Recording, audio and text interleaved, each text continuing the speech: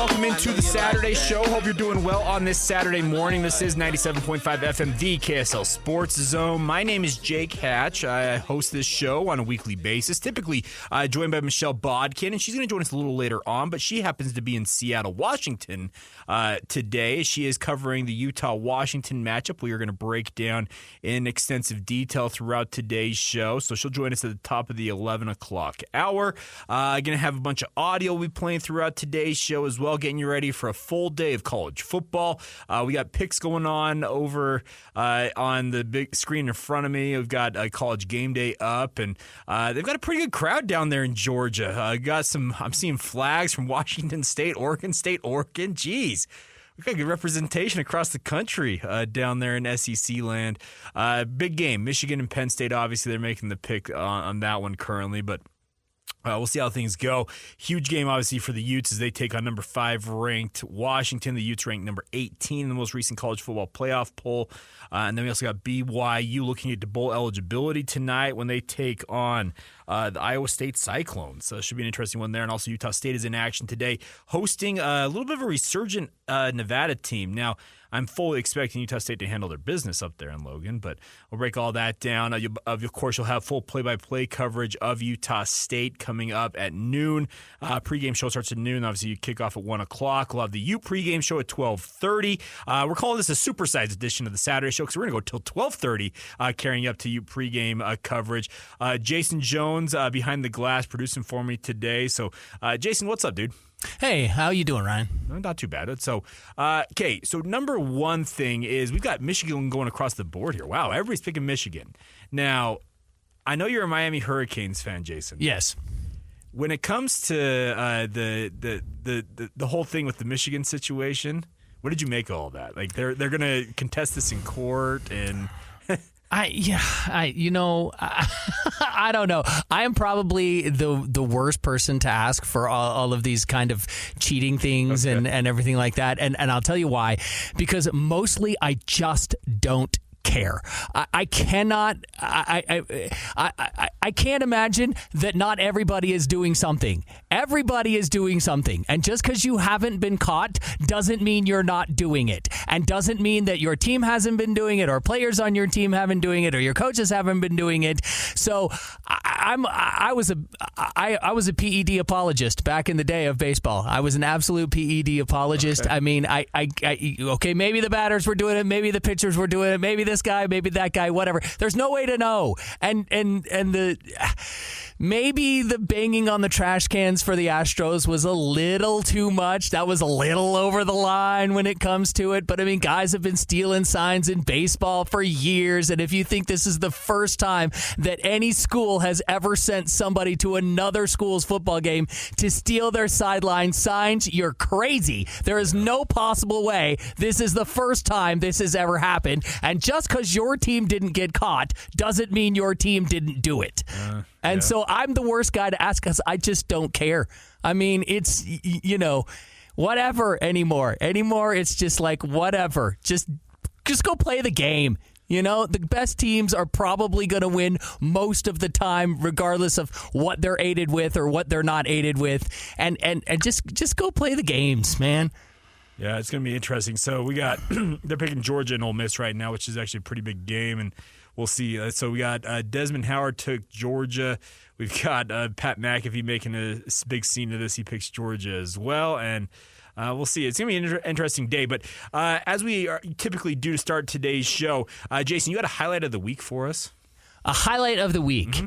Yeah, well, it's kind of a personal one, if that's okay. That's fine. Yeah. Okay, and I'm kind of fired up about it, and I'll tell you why.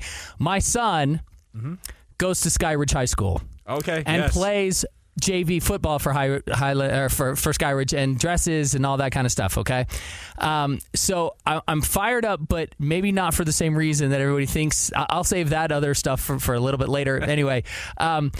My son got to go yesterday to Rice Eccles Stadium. Sure. And I asked him about it when he came home, and it was one of the coolest experiences ever for him. He didn't get to play because he actually transferred into Skyridge this year, so he's ineligible to play varsity, so he hasn't played varsity this year. He's only been playing JV, but he gets to dress and he gets to stand on the sidelines, and it was just a really cool experience for him. So I was just really happy for him. That was kind of the highlight of the week, at least for me, living vicariously through my son, how cool it was and how fired up he is now to go back next year. And he's going to, he wants to work his butt off to get starting reps next year on the varsity team so they can go back so that he can actually be catching passes out on the Utes field. His favorite player right now is Britton Covey. For what Britton Covey, my son's kind of not the an tallest. Undersized wide receiver? Yeah, we'll call him a slot receiver. Yeah. I think that's probably the best way to put it. He's a slot receiver. Fair enough. So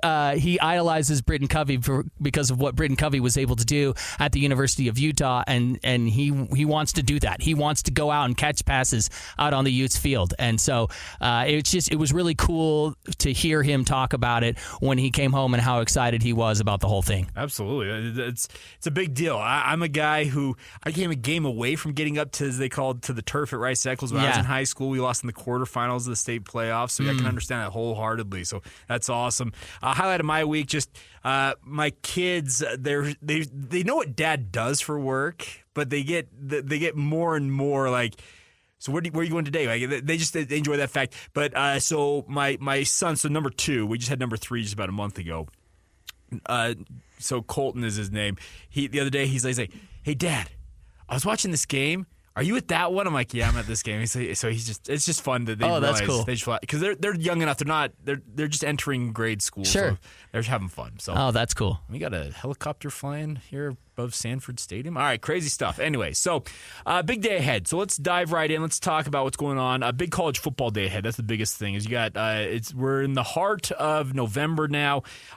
Big games abound, and obviously the none bigger, it feels like, locally than Utah as well as Washington. The Utes looking to pick up a very, very big win in Seattle. It's not going to be easy if they're going to pull it off, because this is a Washington team that is undefeated. They've had an incredible run so far this year. Michael Penix, in a lot of people's eyes, is the odds-on favorite to win the Heisman Trophy. He's been electric. There's no doubt about it. He's been very, very good, and it's going to be interesting to see how he and the rest of the Washington Huskies respond to what has been a very, very stingy Utah defense, but a Utah team nonetheless that's beat up. And that's going to be kind of the big question of how they absorb the hits that they have taken, and speaking of the Utes, and how they go into Washington with this one. Now, it was a very good win for Utah last week, bouncing back from the Oregon loss with their absolutely dominant showing against Arizona State. I saw somebody say it was the worst loss for Arizona State since they joined the Pac-10 way back in 1978. So pretty impressive stuff with Utah. But Kyle Whittingham is the first, and you're going to hear him here momentarily, talk about the fact that it's going to take a whole lot more than what they showed against Arizona State to beat a team the caliber of Washington. So let's fire it up, Jason. Here's Kyle Whittingham. This is him talking Tuesday after practice. Oh, do we not have it currently? Okay. All right, well, we will effort and see if we can get that figured out. All right, let me double check. I'm going to check on my end. We're going to do some on-air producing here. But the bigger point is that you've got a big setup here for the Utes, is that, okay, the college football playoff didn't move you up in the playoff rankings after that win over Arizona State. And I saw some of the chatter from Utah fans saying, okay, why in the world are we not moving up here? But the other thing about it is, Arizona State's maybe the worst in the Pac-12 right now, and that's the concern you've got to have if you're Utah, is that you need to get a big win. And a big win obviously would come in the form of beating Washington today. Now, you got a really prime TV slot, 1:30 p.m. Mountain Time. It's going to be obviously getting a lot of attention because it's a top 25 showdown. We have some other top 25 showdowns in the country, but the nice part is there's just a lot of opportunities for this to play out. And why do we have a guy wearing sunglasses calling a football game here? This is weird. All right, Jordan Rogers. But anyways, I'm looking forward to seeing how Utah responds because they should carry this momentum from Arizona State into this one. They can't allow themselves to get steamrolled like they did against Oregon. I'm sure that message was made very clear by Kyle Whittingham last week leading up to Arizona State, and they responded in kind against the Sun Devils. But the Huskies, speaking of Washington, they feature a high-powered offense, but the other thing about this is a lot of people saying, well, Washington learned how to run the football. Folks, they played USC's defense last week. USC's defense is awful, and they fired their defensive coordinator this week. They are like the cure for the common offense or the common offensive issues. So when you play the USC defense, just ask Utah, ask Washington, ask Oregon, who USC takes on today. So I feel like they're going into this game, speaking of Utah, with a little bit of an underdog mentality. So we'll see what happens. So, Jason, as soon as if you do find that Kyle Whittingham audio, I just resaved it. So let me know if you do get it, but we'll play that for you here momentarily. The other thing on the Utah side of things is how healthy is Jaquindon Jackson?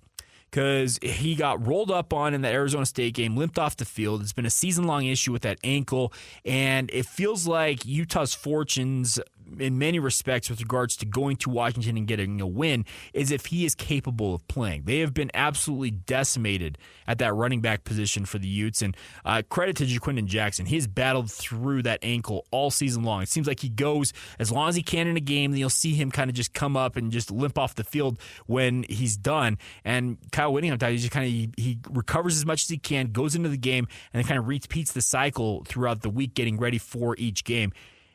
Him getting rolled up on against Arizona State, I thought was a little more concerning because of the fact that it was a situation where you look at it and you say, okay, is that more serious than these other ankle injuries or ankle injury that he has been dealing with? And that is the major concern. Because if you don't have him in a game like today, a guy like Bryson Barnes has come on very strong, but he is not a guy that I would throw the entire game plan and say, Bryson, you got to lead us to the victory. That's not the recipe for success right now for the Utes. The recipe for success is to have a strong running game led by Jaquindon Jackson. You also have guys like Jalen Glover. You also have Sione Vaki, who came on strong a few weeks back. Have seen his role diminish a little bit, I think mainly due to maybe some injury concerns of his own. But having a strong rushing attack for the Utes is going to be absolutely critical to any and all opportunities that they have in terms of winning this contest. So I'm very interested to see how Utah approaches this. Are they going to go in there and say, okay, we're going to try and rely on the fact that our defense can slow down this high-powered Washington offense, or are we going to take it to them? And I hope it's more of the latter. I hope they take it to them and show what they're capable of doing. We'll see what happens, because there's a very interesting debate of, okay, do you sit back, absorb, and then try and get a turnover or two and capitalize that way, or are you just going to go out there and play ball? But it feels like in this game against a team like Washington, you've got to go all out because they don't have the luxury, speaking of Utah, it feels like, of saying that we're going to force some turnovers. Turnovers are coachable to a degree, but they still are very much a product of chance when it comes to the game of football. So trying to plan for that, I just don't see that happening, and that's not a good sign for. I've got Alabama up here in the main studio. Jalen Milroe took a carry right up the middle and got hit like right on his ankle, and he's on the ground right now. So we're less than 3 minutes into this game for Kentucky and Alabama, and a resurgent Crimson Tide squad. Their starting quarterback currently down injured. That's never a good sign. We'll see. Hopefully he'll be back in the game soon enough. So, all right, we have that audio, Jason. Interesting. We have the other audio, though, right? Okay. Well, we'll get back to that in just a minute. But let's flip over and talk a little bit about what's going on with BYU then. Because the Cougars, on the other hand, they're not playing in as high-profile a matchup today. Obviously, both teams, speaking of the Cougars and Iowa State, their opponent tonight at Lavelle Edwards Stadium, both 5-4 on the season. Both of them in the Big 12, obviously fighting for bowl eligibility. We had Randy Peterson, who has covered Iowa State and just the state of Iowa in sports for more than 50 years, on with DJ and PK earlier this week, and I agree with his assessment that this is a bowl elimination matchup. What that means is he believes, just like I believe, that whoever loses this game probably does not go to a bowl game. They're probably going to lose out because both of these teams, speaking of BYU and the Cyclones, both have ranked opponents as they go forward in the season. The Cyclones will face both Texas and Kansas State before their season ends, while the Cougars have their Oklahoma gauntlet coming up, where they'll face Oklahoma at home next week and then go to Oklahoma State. Both of those teams near the top of the Big 12. This feels like the last and best opportunity for BYU to be bowl eligible this season, barring something really, really crazy the next 2 weeks if they were to lose this one. So very important game for BYU. Aaron Roderick did speak to the media earlier this week and had a lot of good thoughts on his offense, which has been struggling all season long, what it's going to take to get that untracked. And he started out the media session by answering the question everybody wants to know. Who's BYU starting quarterback? Here you go. Here's Aaron Roderick. So what's the latest you can say on the quarterback situation who's going to start on Saturday? Right now we're planning on Jake starting. Keaton's improving, made a few throws today. He's healing, but he's not all the way there yet. And we're unsure if he'll be available Saturday or not. How much decision does just the availability of practice reps go into choosing and making a decision like that? Yeah, that's part of everything we're doing right now at every position, really, because we're kind of at that point where we're every team in America is thin. It's not just us. You get worn down, and so you have to make decisions about, if you're going to play a guy that didn't practice very much, how much did he practice? How ready is he? So, but for the most part, we're playing guys that are available to practice. In rare cases have I seen guys play well on Saturday that didn't practice at all the whole week.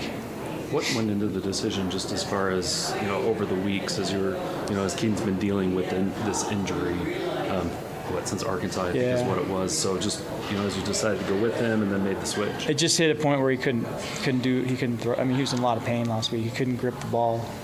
He was just having trouble throwing, so we just had to pull him back. Have you had to make any accommodations at all? That might not be the word. I'm looking for alterations to the offense with Jake, or is it pretty much the same playbook, the same? It's a little different. I mean, he does some things different than Keaton. So last game you saw him run around a little more than what you've seen this year, and he's a little bit different player, but you can't change too much this time of year either, or then you mess up all the other guys around him. So we're trying to play to his strengths as well as we can without wholesale change to the offense that's going to throw the other 10 players off. Do you agree with the commentary from Kalani that when Keenan does come back, he's got to earn the right to get that starting role again? Well, every position is like that. You have to play. You can if somebody comes in and plays better than you were playing while you were out, then that's how it works at every position. So that's part of our program. How beneficial, though, is it to play Retzlaff and get maybe a look at the future? Does that factor into the Sure. I mean, we were hoping to get a chance to see what he could do in these 4 games anyway. There was never a plan to necessarily start him at those games, but we wanted to at least get him in some. And so this is it's unfortunate for Keaton, but it's turned out to be a good opportunity just to at least see what we have in Jake. What was your assessment of how Jake did play Saturday? I thought he played pretty well. I mean, we didn't score enough points. I mean, it's super disappointing to only have 7 points, but he did a lot of good things in that game, and thought he did a good job. I would say, solid performance, but we just need to do a better job as an offense. What's been the message to your offensive line this week so far? Just keep getting better, and we're rotating guys in practice, trying to figure out who can do the job this week, and it's been a physical week in practice, yeah. Is any of those, like, we didn't see Paul Miley. Is he due back? Or? Hoping to get him back, yeah, hoping, yep. And we missed him dearly. Paul's a good player. We missed him last week. Is Ian Fitzgerald still available, too? Because we didn't see him at all. Same thing, hoping to get him back as well. He was out last game. Yeah. What is the cutoff date for guys like that, to be clear? Is it game day? It's case by case. I mean, when you have Paul Miley, who's been a 4-year starter at this level, he's a guy who can function on Saturday with not as many practice reps as a younger player. So you have to make judgments based on that. But Paul, we're hoping he'll be back. Yes.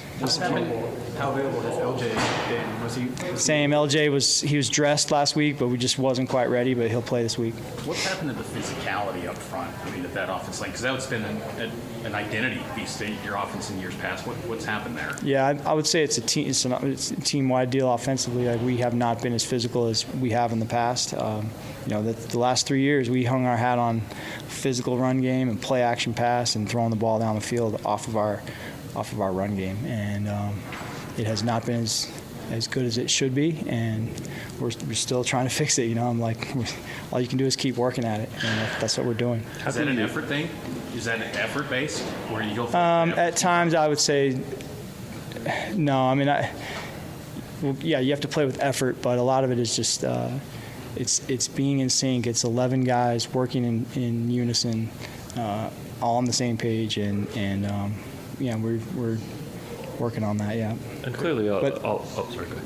Effort. It starts with effort, though. Of course. I mean, and you have to play hard to get on the field for us. Yes. Clearly, offensive line, that cohesion's vital because those 5 guys have to be in sync or plays don't work. Have you been surprised that it hasn't clicked, consistently throughout the year with that group? Yes, I have been, and it's an issue we got to fix. And I think sometimes when you're not clicking as a unit, it might look like a guy is lost or not playing hard when really there's not trust in the scheme or not trust in the guy next to you or not trust in the cohesion of the unit. And I think there's a little bit of both there right now. What was it about Rhett Sleff that attracted you on the recruiting trail to him? Because very few schools knew about it because of COVID. Yeah, he was. I've recruited in where his junior college areas. He played at 2 different junior colleges, and the first year he played at Golden West in Orange County, and I just recruited there for a long time. Got a lot of good players from that area when I was coaching up the road, and got a few here, and just kind of know a lot of people there and heard good things about him, and knew about him in high school too. We were ready to recruit him in high school if he played well his senior year, and then he didn't get a senior year, so then it was just watching what he did in junior college, and he did a great job. Is Cody Epps going to be available Saturday? Hope so. Again, that's another one. You saw him get dinged, and there's several guys that I'm hoping they clear them to play. And he's one though that can play well in the game without a ton of practice reps because he's been around for a while and he knows our system. Is this the best secondary you're going to face this season? Very good secondary, very good defense overall. Super tough scheme, and very good players. Iowa State they're impressive, and it's a tough defense. How important is it to win games? You guys have been successful at that. Yeah, I mean, it's, of course, every game's in college football. Every game's important. It's it feels like every week is the Super Bowl, and that's just how it is, and that's how it should be. And but yeah, winning at home, we want to win at home. We want to play well in front of our fans and our families, and we're looking forward to this. There you go, Aaron Roderick, and you heard him talk about the fact that they're hoping to get some guys back healthy, and that's been the big issue the last couple of weeks for BYU is they're not playing well offensively, and they've not also had their guys, and it sounds like there's a big question mark over a number of their leading players on offense, so going to be interesting to see how the Cougars absorb that. Now, when it comes to this matchup, BYU has got to have a bounce-back effort because it's not been pretty the last 2 weeks in particular. Obviously, the losses to Texas as well as the loss last week to West Virginia where they just looked flat-out disinterested at points during that game. And I will say this, talking with Connor Pay this week, hearing from Aaron Roderick, Kalani Sitake, to a man, they're saying the right things for BYU. They make it sound like the message has been received loud and clear that the product that they put out on the field against West Virginia last week was completely unacceptable. Can they muster it up enough, I don't know, want to, desire, gumption, whatever you want to term it as, can they muster that when it comes to this matchup against Iowa State? Because if they don't, well, there's a real possibility that BYU could go from being what was at one point 5-2 this season to losing out and going 5-7. And that would put a damper on a lot of Cougar fans' feelings about the year, obviously, losing out. get that extra win. You got to do that today, it feels like, if they're going to pull that off. And it's going to take a team effort in many respects for BYU. Not just the offense, not just the defense. You got to have everybody engaged, because last week it felt like team-wide they were completely disengaged and allowed West Virginia to run all over them. All right, so big games ahead, obviously. So, once again, at 12:30 will be the Ute pregame show for you guys here on 97.5 FM. At high noon, the Utah State pregame show with Jeremiah Jensen filling in for Scotty G today. Scotty's got Utah State basketball tonight at Bradley, so you'll hear him a little later on tonight. But we got Utah State football taking on Nevada. That pregame show will start at 12 o'clock. And then late night tonight, BYU's got one of the nightcap games in college football. 8:15 kickoff between the Cougars and Iowa State down there at Lavelle Edwards Stadium. Alex Curie and myself are scheduled to go on air with the Cougar pregame show at 7 o'clock on 97.5 FM. So we got a full day ahead. We got RSL taking a part of our day up today as well, as they will be in their third and final first-round match against Houston. That'll be a 3 o'clock pregame, 4 o'clock start. I mentioned Utah State basketball. They take on Bradley on the road this evening, 5:30 pregame there, 6 o'clock tip. So there's a lot going on here on the Zone today, so it should be a fun one. Thank you for spending some time with us. Coming up next, though, I want to talk a little bit about what's going on with the Utah Jazz. They got a win last night, albeit over a team that, one of the few teams that's worse than them in the NBA right now, and the second time they beat them this season, but it does have extra stakes because it was the start of the NBA in-season tournament. We'll talk a little bit about that coming up next. This is the Saturday Show right here on 97.5 FM, the KSL Sports Zone. Bust it.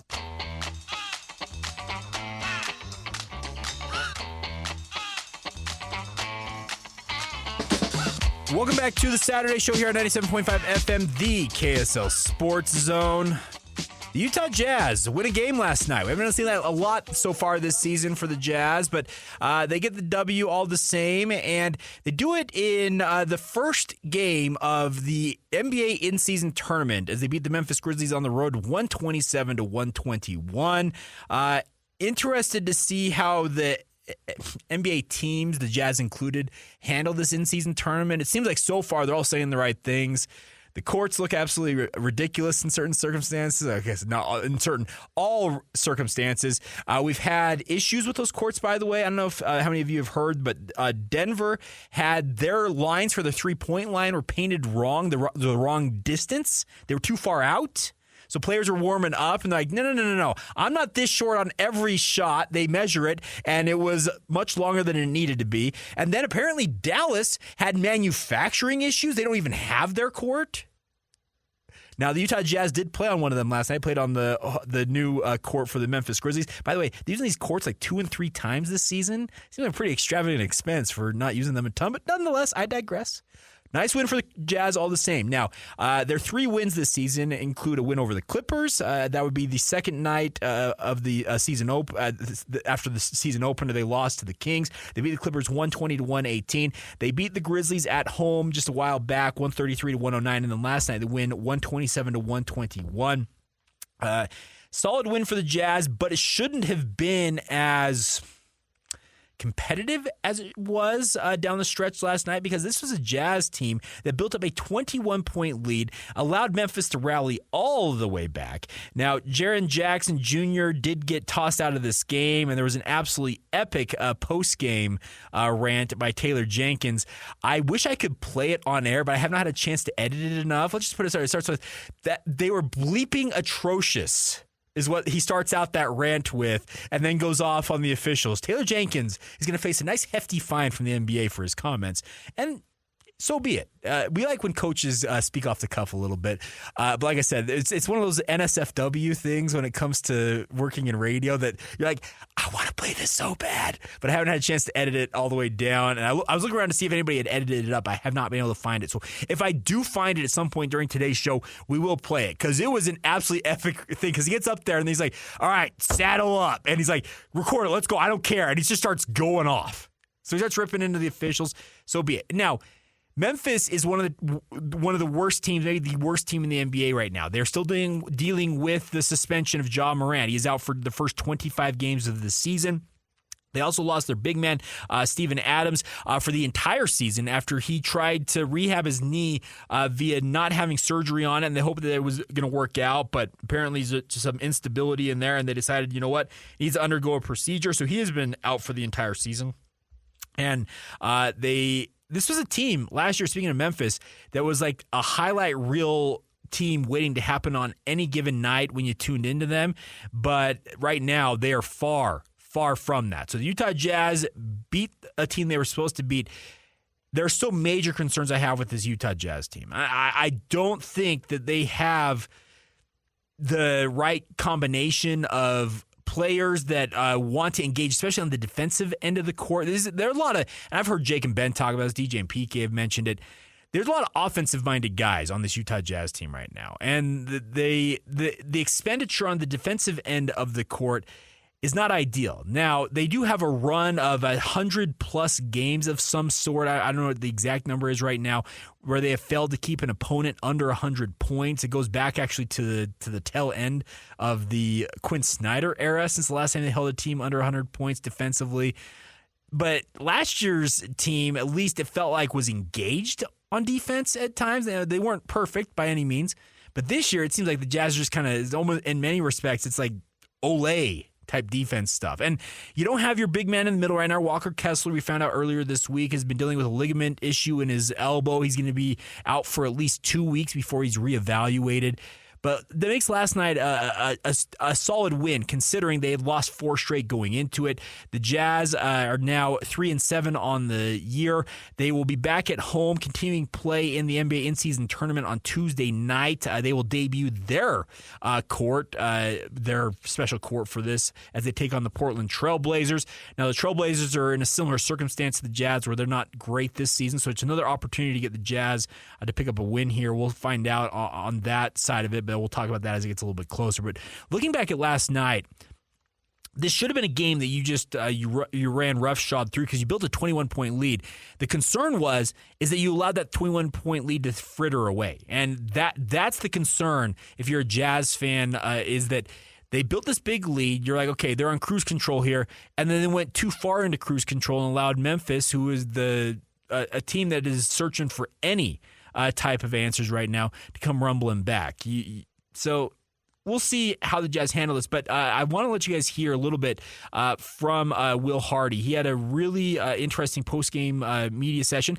Not as interesting as Taylor Jenkins, because Taylor Jenkins, that's one of the ones that we're going to probably, like, one of the highlight reels of the season. You're going to probably have that. They were bleeping atrocious is going to be fit into one of those at some point. But here you go. Here's Will Hardy after the game last night with his thoughts on what happened for the Jazz and why he's proud of his guys.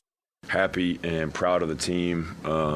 It's been a tough stretch, and they've maintained their work ethic, their composure as a group. They've stuck together. They've just come to work every day. Obviously, today's game was a hard-fought game.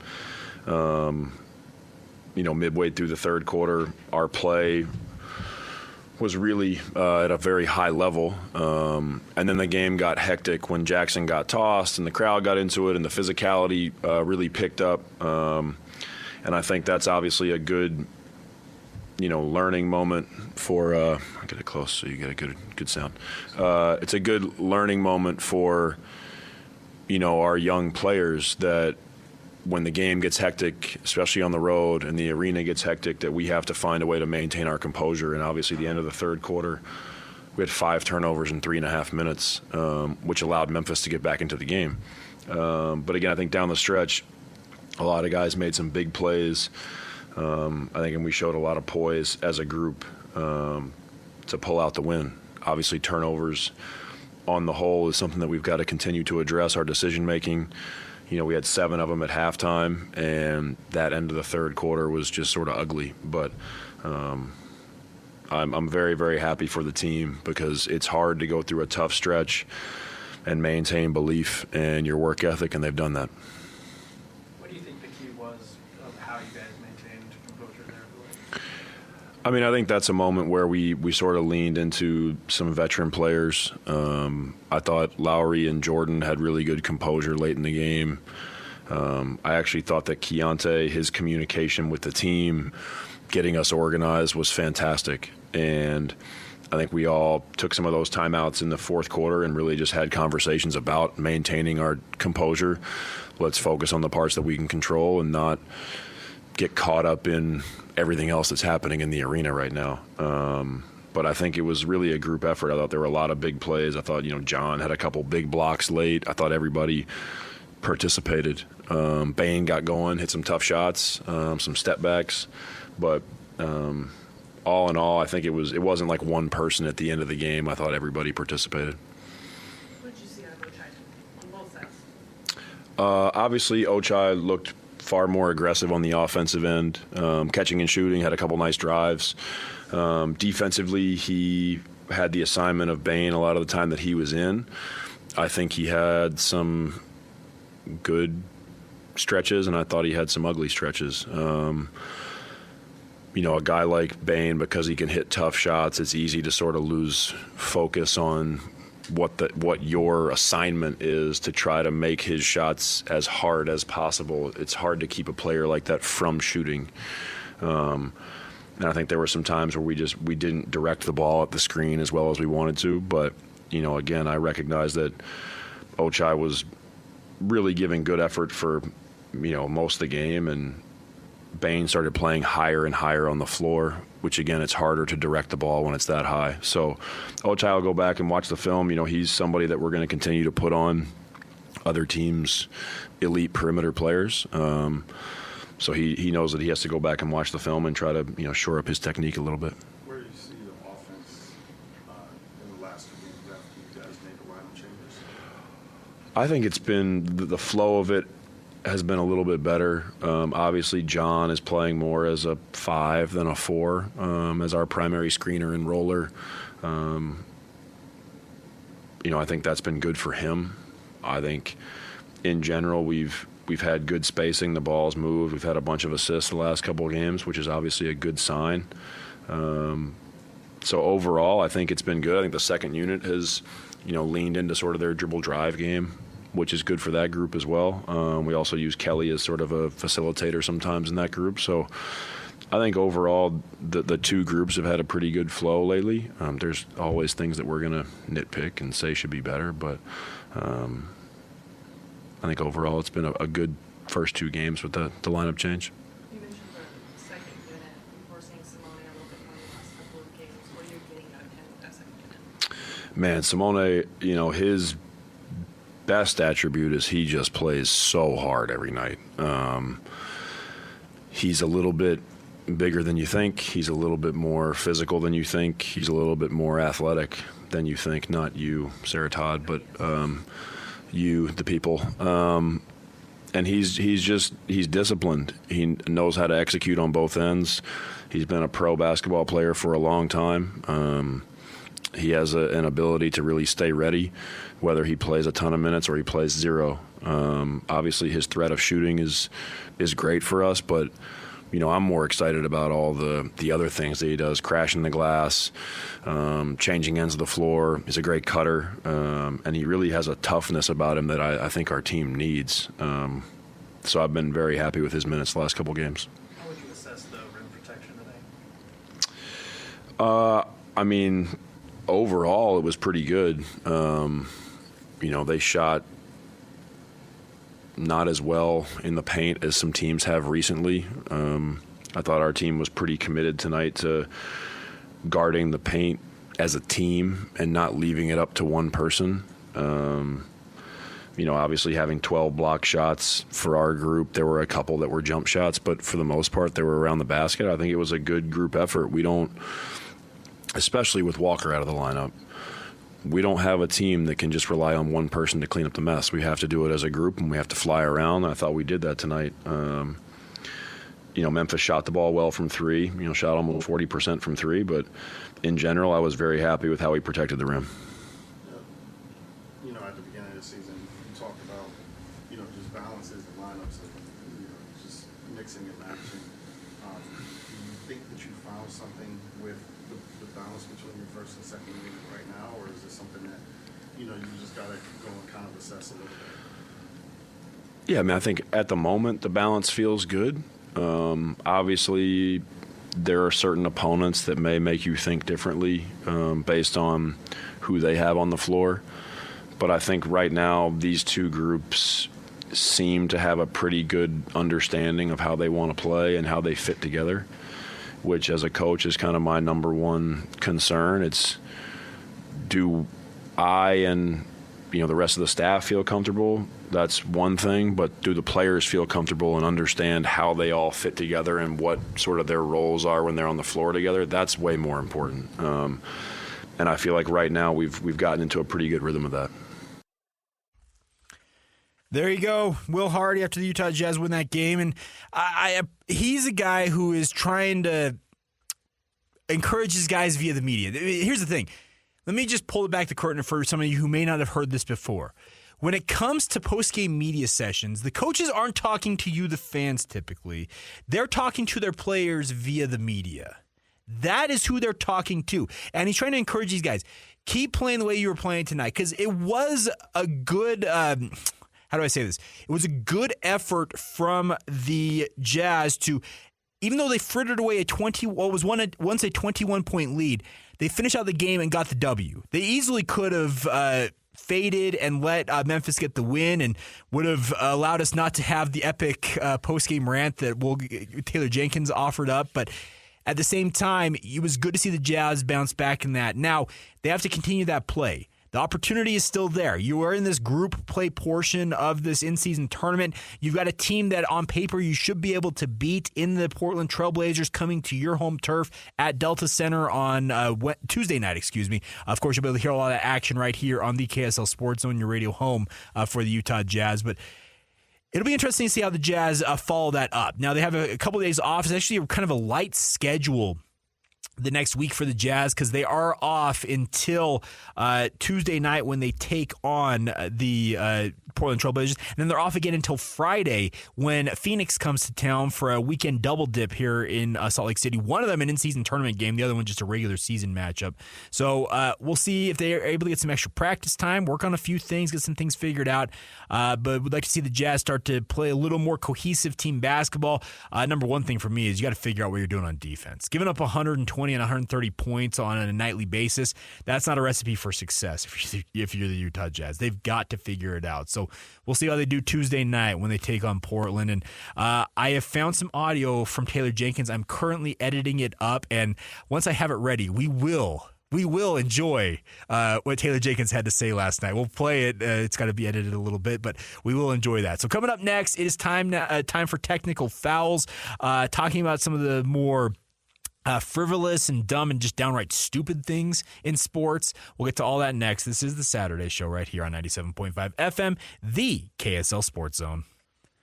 Welcome back to the Saturday Show. As you heard, it is time now for technical fouls, and this is where we talk about some of the dumber things in sports, some of them are frivolous, like people just behaving poorly out there. Let me just start off by saying this. Apparently F1, so the drive for what is it called? It was the Netflix series they have for it. It's caused F1 racing to become an international phenomenon. A lot of fans of it. Well, they put a race in Las Vegas, and Jason, they're having this in the middle of November. And apparently, just F1 thought, hey, Vegas is in a desert. That means it's going to be hot. It's going to be... Yeah. No, it's not really. It's November, and guess what? It gets cold in Vegas from time to time. Yeah.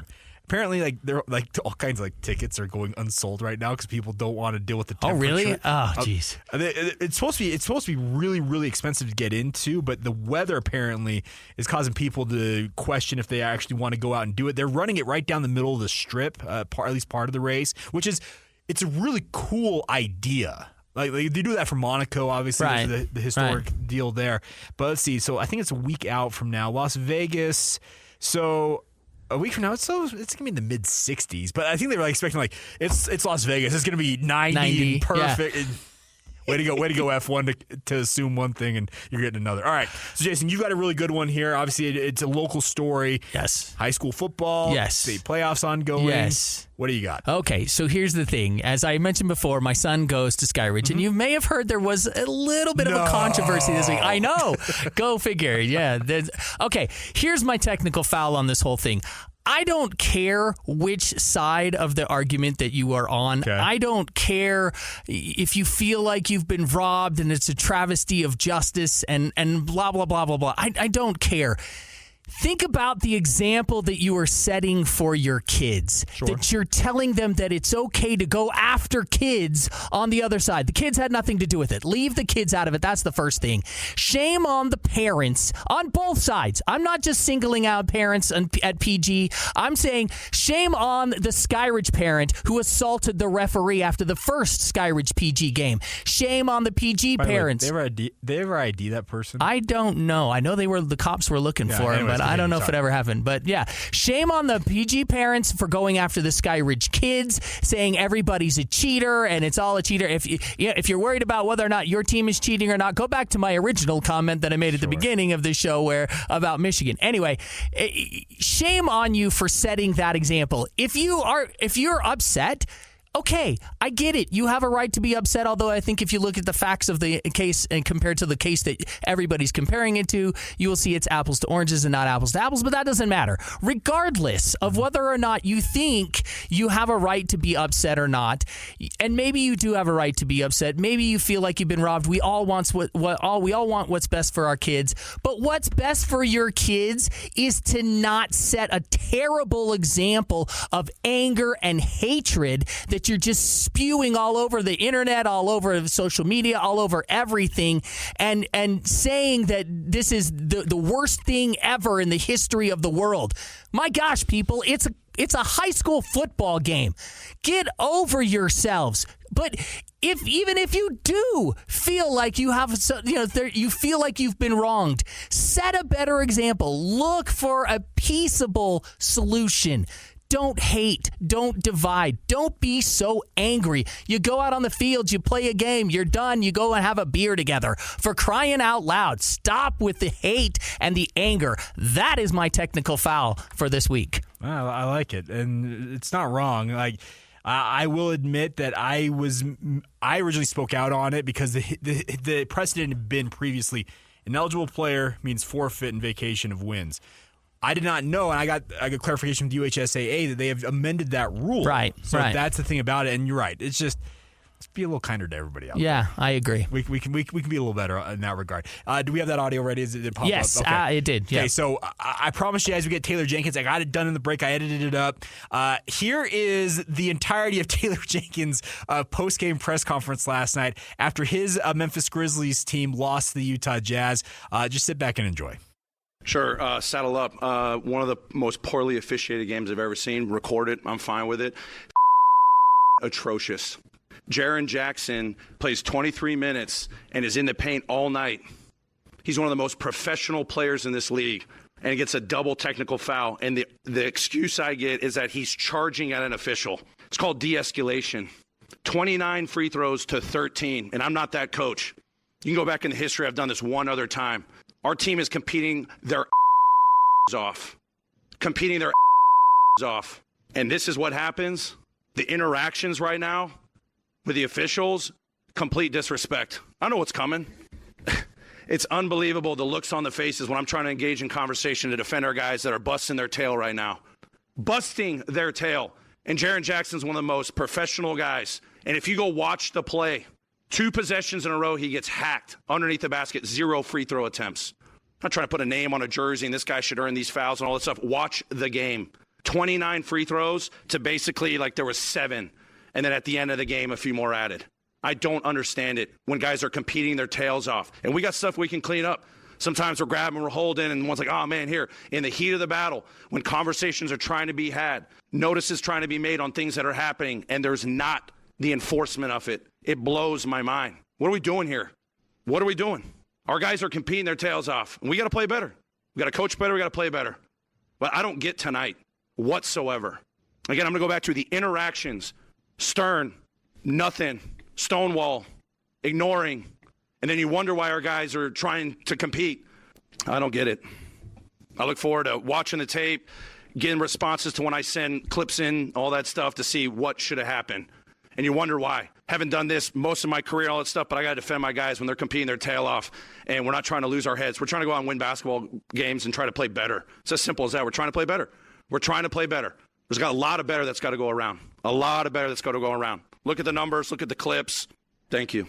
I'd love to talk to you guys more, but with all due respect, leave it at that. Thank y'all. With all due respect, I'm going to call the referees bleeping atrocious. I'm sorry. I think he knows what's coming. It's going to be a nice, fine Monday morning. We'll see. The NBA is officially fined Memphis Grizzlies head coach Taylor Jenkins $50,000 for comments directed at the officials. I'm going to tell you one thing. You're going to see a much more favorable whistle the next time the Memphis Grizzlies play a basketball game. Just my personal opinion on that. Now, this is also a guy, Taylor Jenkins, who's a little bit under the gun. They're 1-8 to start the season. And this is a team, seeing Memphis, who felt like one of the ascendant teams in the NBA. His star player has been in trouble multiple times, now suspended 25 games to start this season. His star big man, who you're expecting to kind of anchor your defense, is done for the season. I think that's a guy that realizes, you know what, things might be a little shaky. On a little shaky ground for a guy like Taylor Jenkins, but he's also defending his guys. And when you get one of those type of rants, you don't see those very often these days in sports because a lot of people are more careful with their money. But you heard him, he's like, I know what's coming. Saddle up. Yep. Awesome stuff. One other thing real quick.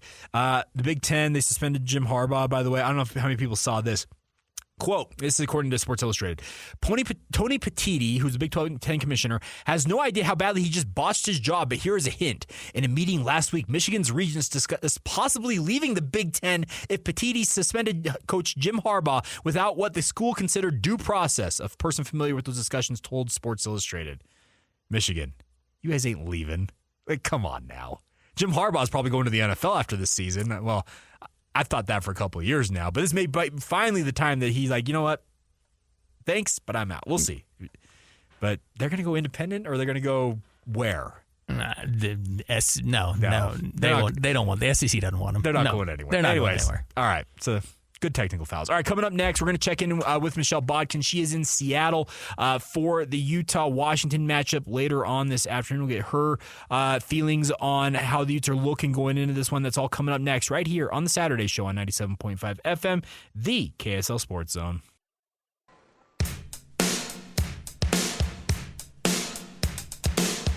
We got her. Kissing like a bandit, stealing time. 7.5 FM, the KSL Sports Zone. Hope you all are doing well on this Saturday morning. Fun first hour of the program. Hour 2 underway right now. And by the way, you're getting an extra half hour of the show today, as we're going to carry up till 12:30 when the pregame show will begin. So a little extended edition, a supersized edition, if you will, of the Saturday show, and we'll have some fun with that. If you're keeping track of scores across the country right now, Alabama is not making it very friendly in their visit to Kentucky. They are beating the Wildcats thoroughly right now, 21-7. The early concern about Jalen Milroe's injury, apparently he came right back into the game, so obviously a positive there. Some other scores of note out there. Of course, my page just froze up. That's always fun. Let's see. We also got Michigan up 7-3 on Penn State in their top 10 showdown. They're playing there in Happy Valley. Texas Tech is beating number 16 Kansas. For those of you paying attention in the Big Ten, 10-0 in the second quarter of that game.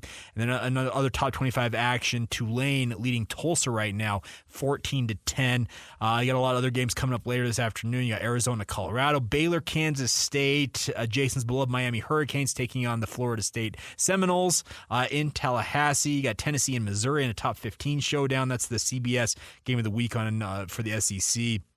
So it should be a fun day of football. There's no doubt about it. And we'll continue to keep you updated on how things go. But obviously the big game here locally, the biggest game locally, are the number 18 ranked Utah Utes taking on the 5th ranked Washington Huskies. Huge game up in Seattle at Husky Stadium. One of the more picturesque locales in terms of the college football game. We got two of them here along the Wasatch Front with the mountains, with both Rice Eccles Stadium and LaVell Edwards Stadium. But Montlake, where Washington is, and the yacht gating that goes on outside the stadium is unparalleled. And Michelle Bodkin is in Seattle for today's game. Obviously, typically the co-host here on this fine program, checking in. Michelle, how are you? I'm Doing pretty well. Wish it was a little nicer here today, but, overall can't complain. I'm in Seattle. That's a good point. We had Ian Furness, a longtime radio guy here in this market, actually the guy who was the program director when DJ and PK were put together. He is up there in Seattle working, and he joined them yesterday.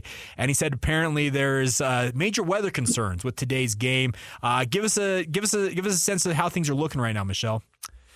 I mean, it's been pretty cloudy and gray and rainy since I've been here yesterday. Mm-hmm. It got kind of windy last night. It looks like that's kind of staved off, but I am fully expecting a lot of rain. It sounds like it's just going to be pretty rainy and cold today, and as we all know, that can sometimes kind of limit any kind of passing game and make things sloppy and messy. So it'll be interesting to see how and if that impacts, I think, more specifically what Washington does, and if it doesn't help out Utah maybe just a little bit. Well, that's what I was going to ask you. This is a Utah team that, last week, if you want to just use that as an example, very run-heavy as you would expect. I know that we had the pig farmer himself have a good day passing the football, but the run game is what set all that up. Can you give us a sense of how things look for Utah in the rushing attack, particularly one ankle of one Jaquindon Jackson? I'm expecting Jaquindon to give it a go. It's mostly because of, what Whittingham said. He's a tough kid, yeah. And will work his butt off to make sure that he's ready to go. The big question is, what is he going to look like? Is he going to look more like he did, say, against Florida or Baylor, where the ankle was obviously clearly hurting him, not helping him, kind of slowing him up a little bit? Actually, Baylor, he was pretty good, but there were a couple of games that, he wasn't looking so good. Or is it going to be, more like how he's looked since Utah's come back from the bye? That, I think that's the big concern with the re-aggravation of the ankle injury that occurred last week on his touchdown run. Now, when he gets rolled up, I was like he got rolled up on in that game, and he got off the field there. I really appreciate what this young man has put on weekly, because you heard Kyle Whittingham, and you were up there, Michelle, when he talked about it. He spends the entire week getting ready, then he just he goes as long as he can in these games. When it comes to the other running backs, if he's limited in any form or fashion, does that mean that Sione Vaki comes back and with a resurgent role? What are they going to do? Yeah, I think that's a really great question. I think last week we saw some really great things from Jalen Glover. Yeah. That was probably his best game since last season. So it feels like he's maybe getting his feet under him, figuring some things out, figuring out how to take that kind of next step in his game. So he could be relied on quite a bit. And in the slippery, wet conditions with how small and low to the ground he is, actually, he could maybe end up being a bit of a problem. And then, of course, you brought up Sione Vaki. Obviously, we didn't see him playing offense last week.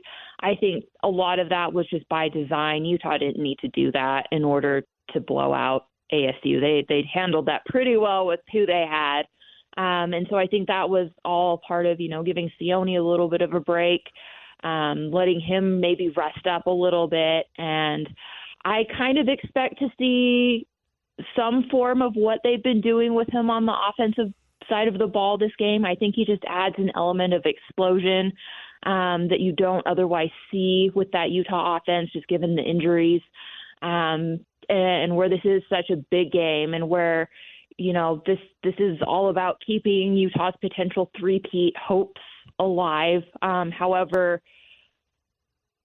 I don't know what you want to say. However improbable that feels. I think he's someone that they're going to use a little bit, but how much might really be determined on how is Jaquindon doing. Now, you talk about the weather potentially slowing down a high-flying offense like Washington's.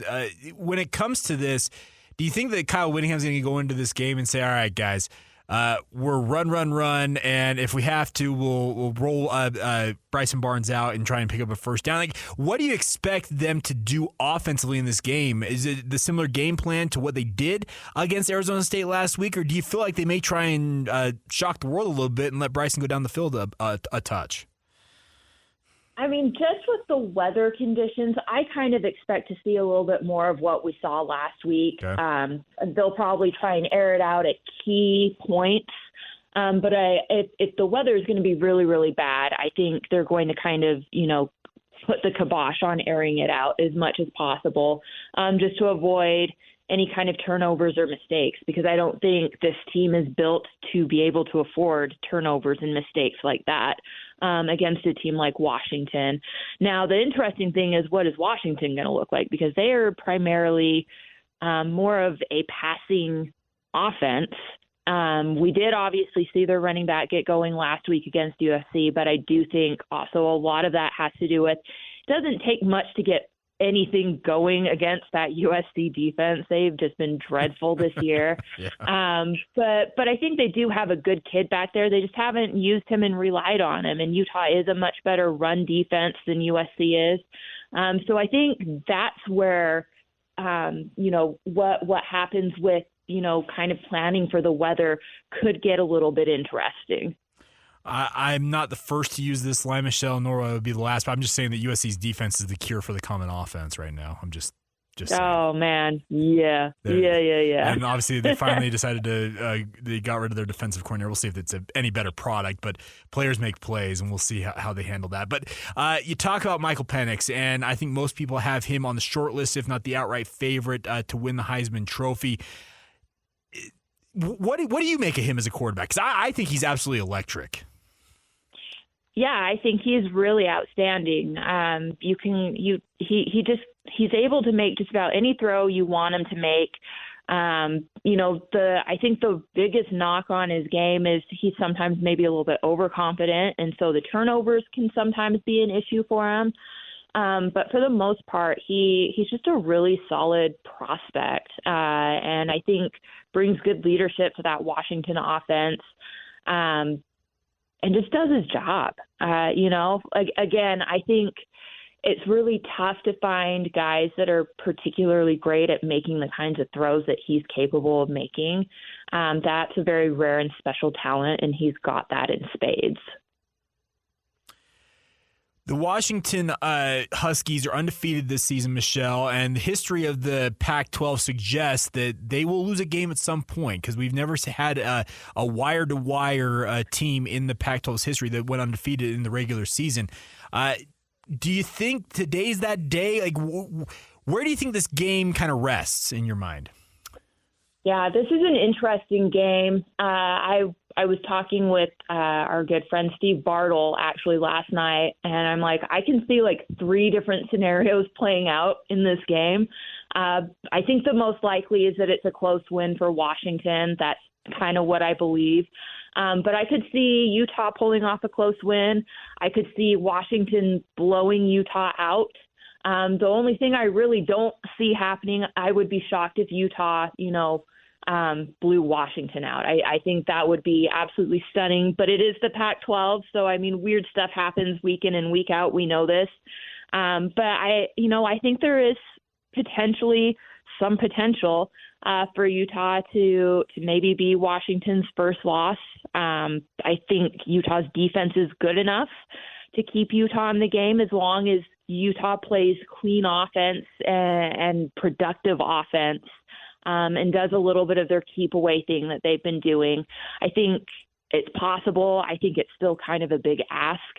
I think Washington just is really, really good this year, and being at home always helps. But I wouldn't say it's out of the realm of question. Okay, I can respect that, and I do think it'll be an interesting matchup because I'm kind of with you. You're right. There's kind of those 3 scenarios playing out, but the one that seems improbable is Utah running roughshod over the Huskies. But that's why they line up and play the game. That's the fun part about this. Now, Bryson Barnes to me feels like he's come into his own as a quarterback. Where has he made the most strides in your eyes? I think just being confident. And confidence obviously comes with knowing what you're seeing, knowing what's expected of you.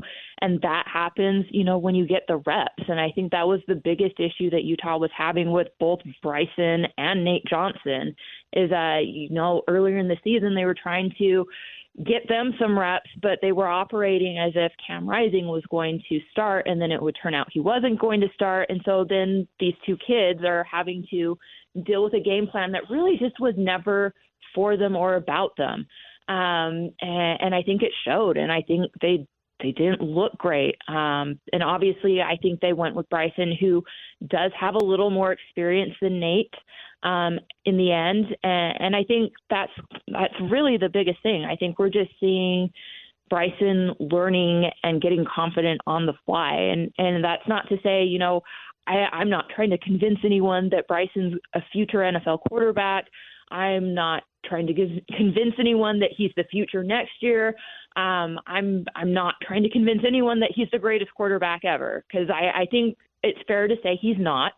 But he's a very solid backup, especially when he's been given the chance to have the game plan around him, the ability to learn and kind of pick things up. And, it's pretty rare to have a backup now that has as much experience as he does have. And that could bode very well for Utah next year if he chooses to come back. But I think he's just another case of kind of a Utah guy that no excuses. He's just put his head down and he's done the work. And sometimes it's been really, really ugly. But, when it has been really ugly, he's bounced back and he's gone back to the drawing board and he's come back better. So I as a Utah fan, given the circumstances that Utah's kind of faced this year, I don't know that you could be much more pleased with the situation and what Bryson's done. Is Devon Vele capable of reprising what he's done the last 2 weeks in terms of becoming like this reliable receiving option, maybe the top receiver that Utah's got? Oh, absolutely. Again, we're talking about experienced game reps. Now that everybody's kind of comfortable with what the game plan is going to be, I think we're starting to see some people settle in and take some of those star roles. And I think Devon Vele has been one of them. I think a lot of that is, again, Devon's been here since 2019. He's been here since the last time Utah came up to Seattle. Now, granted, I don't believe he played. I think he actually spent most of that season injured. But, that's a guy that's been around for 5 years. He's seen a lot. He's experienced a lot. He's been through a lot of ups and downs with this team and brings some good leadership. And I think he's someone that, someone like Bryson can really kind of lean on and rely on in order to, make a big player too that kind of keeps the drive alive and keeps moving the chains for Utah. All right, Michelle, I'm going to have Jason cue this up real quick. This goes to the NBA world last night. The Utah Jazz played the Memphis Grizzlies. I don't know. Have you heard what Taylor Jenkins said last night about the officiating in their game last night, Michelle? Oh, no, I did not. Okay, so I'm gonna have Jason just play the first part of this. I had to edit it because it's not FCC. Naughty words? Yes. So fire away, Jason. I want Michelle's response to this. Here you go. Sure. Saddle up. One of the most poorly officiated games I've ever seen. Record it. I'm fine with it. Atrocious. Jaren Jackson plays 23 minutes and is in the paint all night. He's one of the most professional players in this league. And he gets a double technical foul. And the excuse I get is that he's charging at an official. It's called de-escalation. 29 free throws to 13. And I'm not that coach. You can go back in the history. I've done this one other time. Our team is competing their off. And this is what happened. All right, Michelle. What would it take for Kyle Whittingham to have one of those kind of outbursts in a post-game press conference? Oh, my gosh. Oh, God, I hope I don't get in trouble for saying this. Like, mixing pills with alcohol, I think that's what it would take. I just don't see Kyle ever losing his stuff like that, at least not in public, maybe behind the scenes, but in public, never, ever. Well, we did have the whole epic thing with Chris Hill calling out, you know that, Bobby, in the background. Remember when back in the basketball heyday with Larry Kay, and Larry's face, he's like, what just happened there? But it just that. Oh man, yeah. And he goes on in that press conference. We played the entire thing in the previous segment. He goes on the entire thing. He's like, I know what's coming. It's like, yeah, you know the fine's coming. You're just getting the word out. But it was too good not to play. So. Oh, totally. All right, Michelle. Last thing for me is over/under on Jonah Ellis 1.5 sacks today. You know what? If it's going to be as sloppy and messy as it sounds like it's going to be, I think I might take the over on that. Okay. So at least 2, you think. And that would put him, he's second in the country right now in sacks. He was number 1 for quite a while during the season. If he gets over 2 today, he could be right back in that top spot, and he's been absolutely awesome. And we'll see how it goes. I think with you, just kind of your point, with it being sloppy conditions, et cetera, he's going to have to do that. And if he does that, it's going to give Utah all the more opportunity potentially to pull off the upset as well.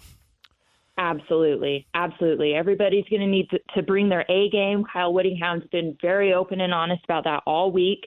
You know, being good this week is not going to cut it. Utah's going to have to be great. And if guys like Jonah Ellis step up and are great, Utah has a chance. All right. Well, Michelle, enjoy the game. We'll be tracking all your coverage on the KSL Sports Zone as well as KSLSports.com. Thanks for checking in, and safe travels, et cetera. All right. All right. Sounds great, Jake. Thank you. There you go. Michelle Bodkin weighing in from Seattle. Big game, obviously. 18th-ranked Utes taking on the 5th-ranked Huskies. I'm looking forward to that one. I'm excited to see where things ultimately land in that one. Of course, we will have the Ute pregame show with Lloyd Cole and Christian Cox coming your way at 12:30, getting ready for that one. Utah State coverage will be over on 1280 AM, by the way, for those of you who may be wondering about that. That starts, USU pregame show starts at noon on 1280 AM. That will be, is Jeremiah Jensen and Kevin White on the call today of that one. And obviously BYU late night tonight. All right, we will break into 5 minutes of coming up next. Talk about some of the other topics in the sports world we have not had a chance to touch on quite yet in today's show. That's all coming up right here on 97.5 FM, the KSL Sports Zone.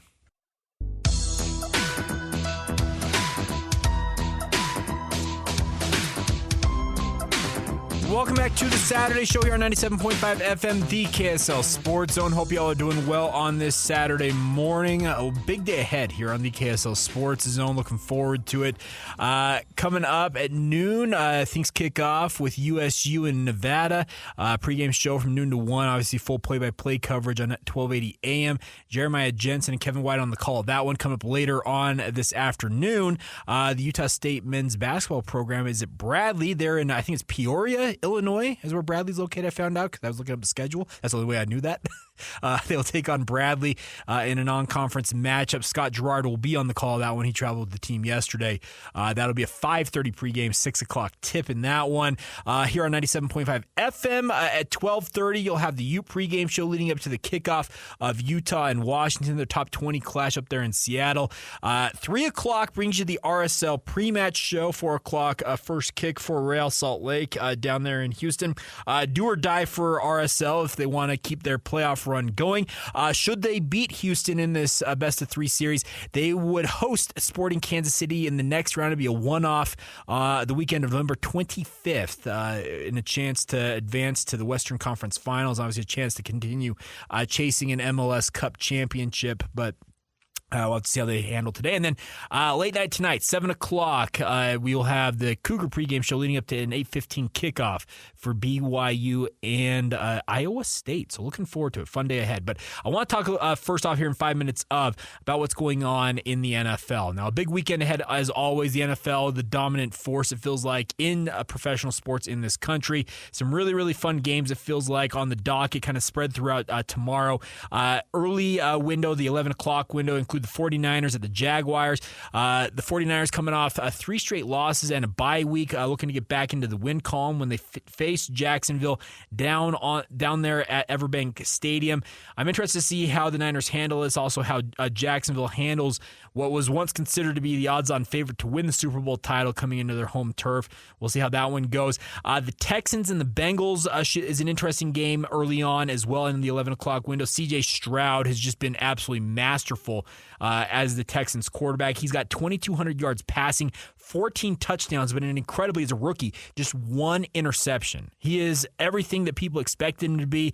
There are some people out there saying that the Carolina Panthers made a mistake in taking Bryce Young because the Panthers are off to a slow start. They're 1-8 versus what the Texans are at 4-4. Now, the Panthers did lose Thursday night to Tyson Bagent and the Chicago Bears 16-13.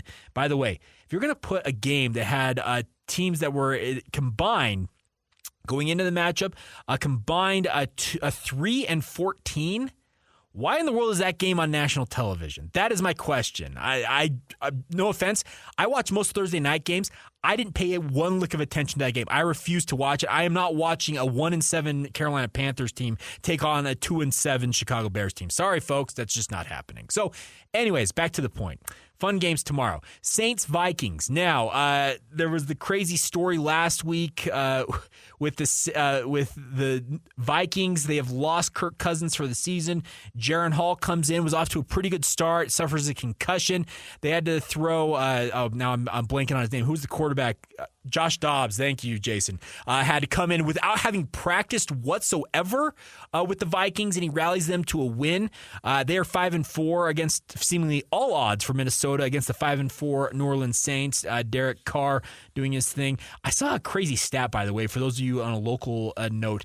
Apparently when Taysom Hill carries the ball 10 or more times or gets 10 or more touches, they've only lost like once, speaking of the New Orleans Saints in the recent past, so might be a little harbinger for if the Saints want to win football games, get the ball into Taysom's hands a little more. It was just kind of crazy to see that stat play out. Now, in the afternoon window, there's one, what I think is the big game, is the Cleveland Browns at the Baltimore Ravens. Now, Cleveland's kind of been a meh team. They've been dealing with some injuries, obviously, but the Baltimore Ravens, the defensive-centric Baltimore Ravens are back, and that's the crazy thing about this is they've got a very good quarterback in Lamar Jackson. They got a pretty stout running game led by him, also Gus Edwards as well. But their defense has been absolutely lights out, and that's kind of the history of the Baltimore Ravens, as many of you might recall, is that when they've been at their absolute best, they have been a dominant force defensively, and that's led them to a 7-2 record. They welcome in the Browns here. They're 3-1, speaking of Baltimore at home. I'm looking forward to that one. Some of you may be wanting to watch the Lions and the Chargers. I think the Chargers are complete frauds. I think the Lions are going to run roughshod over L.A., so I'll be more focused in. Oh, so I screwed up on that. I apologize. I just screwed up big time. That's on me. Browns-Ravens is 11 o'clock. So I screwed up. I thought it was a 2 o'clock game. It's not. It's an 11 o'clock game. So the 11 o'clock window is stacked. So Lions-Chargers in the afternoon. Now, there's going to be other people who are going to be tuning into Giants-Cowboys. Well, here's the thing. The Giants have fallen apart completely, and the Cowboys, being America's team, are going to just crush them. And there's going to be this false hope that the Cowboys are back.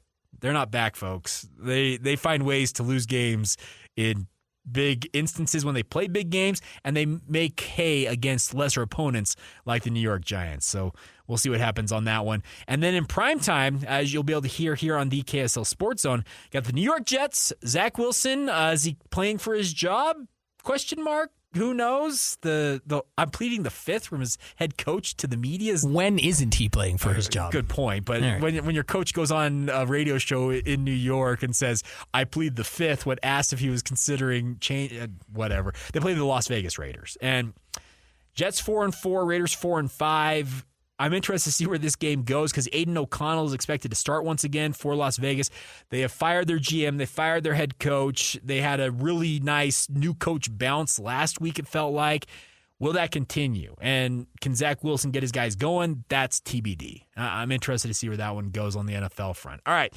Now, speaking of football and football, we talked about RSL. They are in Houston today. This is a big opportunity for Real Salt Lake. They're about as healthy as they have been in probably a month and a half, if not 2 months. I got the injury report this morning from RSL Communications, and it's very light compared to what it had been. So the opportunity is there for RSL to have essentially a full-strength lineup when they take on the Houston Dynamo. That's what I want to say the Houston Texans. I was just talking NFL, but the Houston Dynamo down there at Shell Energy Stadium. Now, It was a thrilling game Monday night for any of you who tuned in. RSL fell behind 1-0 in this one and then got an absolute rocket from Jefferson Savarino on a free kick to tie it up 1-1. But then the fun part about these playoffs is, and Jason, I want your thought on this, is that they don't have the extra time with this best of 3 series. Is they go straight, if you are tied after extra time, like you're done with the 90 minutes, they go straight to PKs. And it was an absolutely electric atmosphere Monday night as RSL prevailed in PKs 5-4. Your thought, do you like PKs or are you a guy who's anti-PK? Are you anti-soccer? Yeah, well, no, I'm not necessarily anti-soccer, but I don't know that much. Soccer's not really my game, but I've been and seen PSG play in Paris, and that was a great game. That was a great experience when that happened. I'm okay with PKs in the regular season. Okay. I just don't think, and maybe even in the playoffs, I understand everybody says it's electric, it's exciting, and whatever. It was fun Monday night. I get it. I don't think PK should be used to settle the championship in any competition, World Cup, whatever, what have you. I just don't think PK should be used for that. RSL's lone championship they won it on PKs. I know, and it's too arbitrary. I've often said you might as well just put the trophy in a piñata and have each team take a chance back and forth whacking it, and whichever one, when it falls out, that team's win. That's how arbitrary it is. I can't do PKs for the championship. Okay. The rest of the way, fine. I mean, hockey does it. Hockey does PKs, or shootout, whatever you want to call it, during the regular season. But when it comes to the playoffs, then they just, they keep playing. I'm in favor of every 5 minutes just taking a guy off the field. So you start off in 11 on 11, then 10 on 10, and 9 on. Sooner or later, you're going to score, and it shouldn't be too long after that. Every 5 minutes. That would be interesting, actually, to have that going on. That'd be interesting to be able to okay, we're starting 11-11, 5 minutes on, you're down to 10v10. Right. It's an intriguing idea because I know that you've mentioned this to me in the past. NHL, and they do this. They drop it to 3 men. Right, yeah. It's 3-on-3 in the start of overtime. And it opens it up. There's no doubt about that. All right, so I don't know. We'll see what happens. So if you want to tune into that, it is on Apple TV+. You can tune in. RSL looking to advance in the playoffs. And if they do, that's the biggest thing about this, is they get a home match because Sporting Kansas City was the 8th seed, if I recall correctly, and they took down number 1 seed St. Louis. So if RSL does win as the higher seed, they would welcome Sporting Kansas City to America First Field. It'd be 2 weeks out. This is how crazy soccer is, Jason. We're interrupting the MLS Cup playoffs for an international soccer window. We're going to have guys going all over the world to play for their respective national teams and then come right back and continue the playoffs. I can't keep track of all of the. I mean, you think the in-season tournament, the NBA, is crazy? I can't keep where they're all going and what they're all doing. Yeah, there's a whole litany of things that are just crazy, but nonetheless, it's kind of funny how that's going to shake out. Like you're going to take it like some extended time off, and then resume the playoffs. Like, what other sport in the world gets interrupted for international dates when it comes to soccer?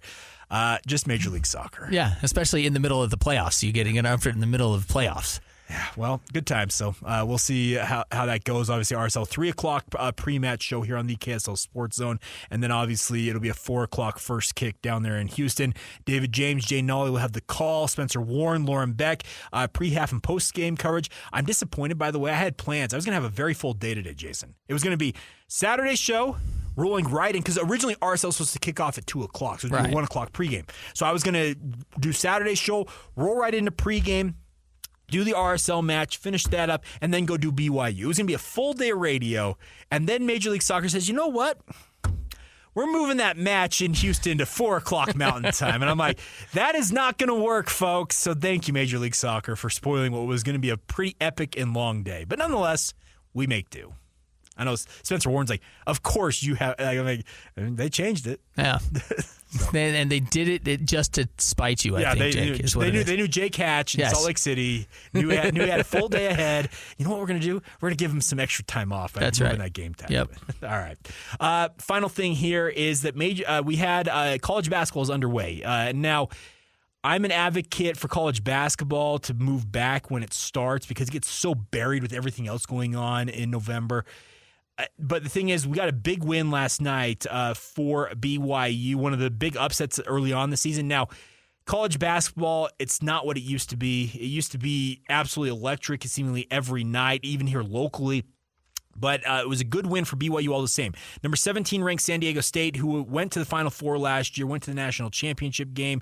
They came into BYU ranked number 17, and BYU took it to them. 74-65 was the final. I was down there at the Marriott Center. I think it was nearly 16,000 fans in the stands inside BYU's home venue.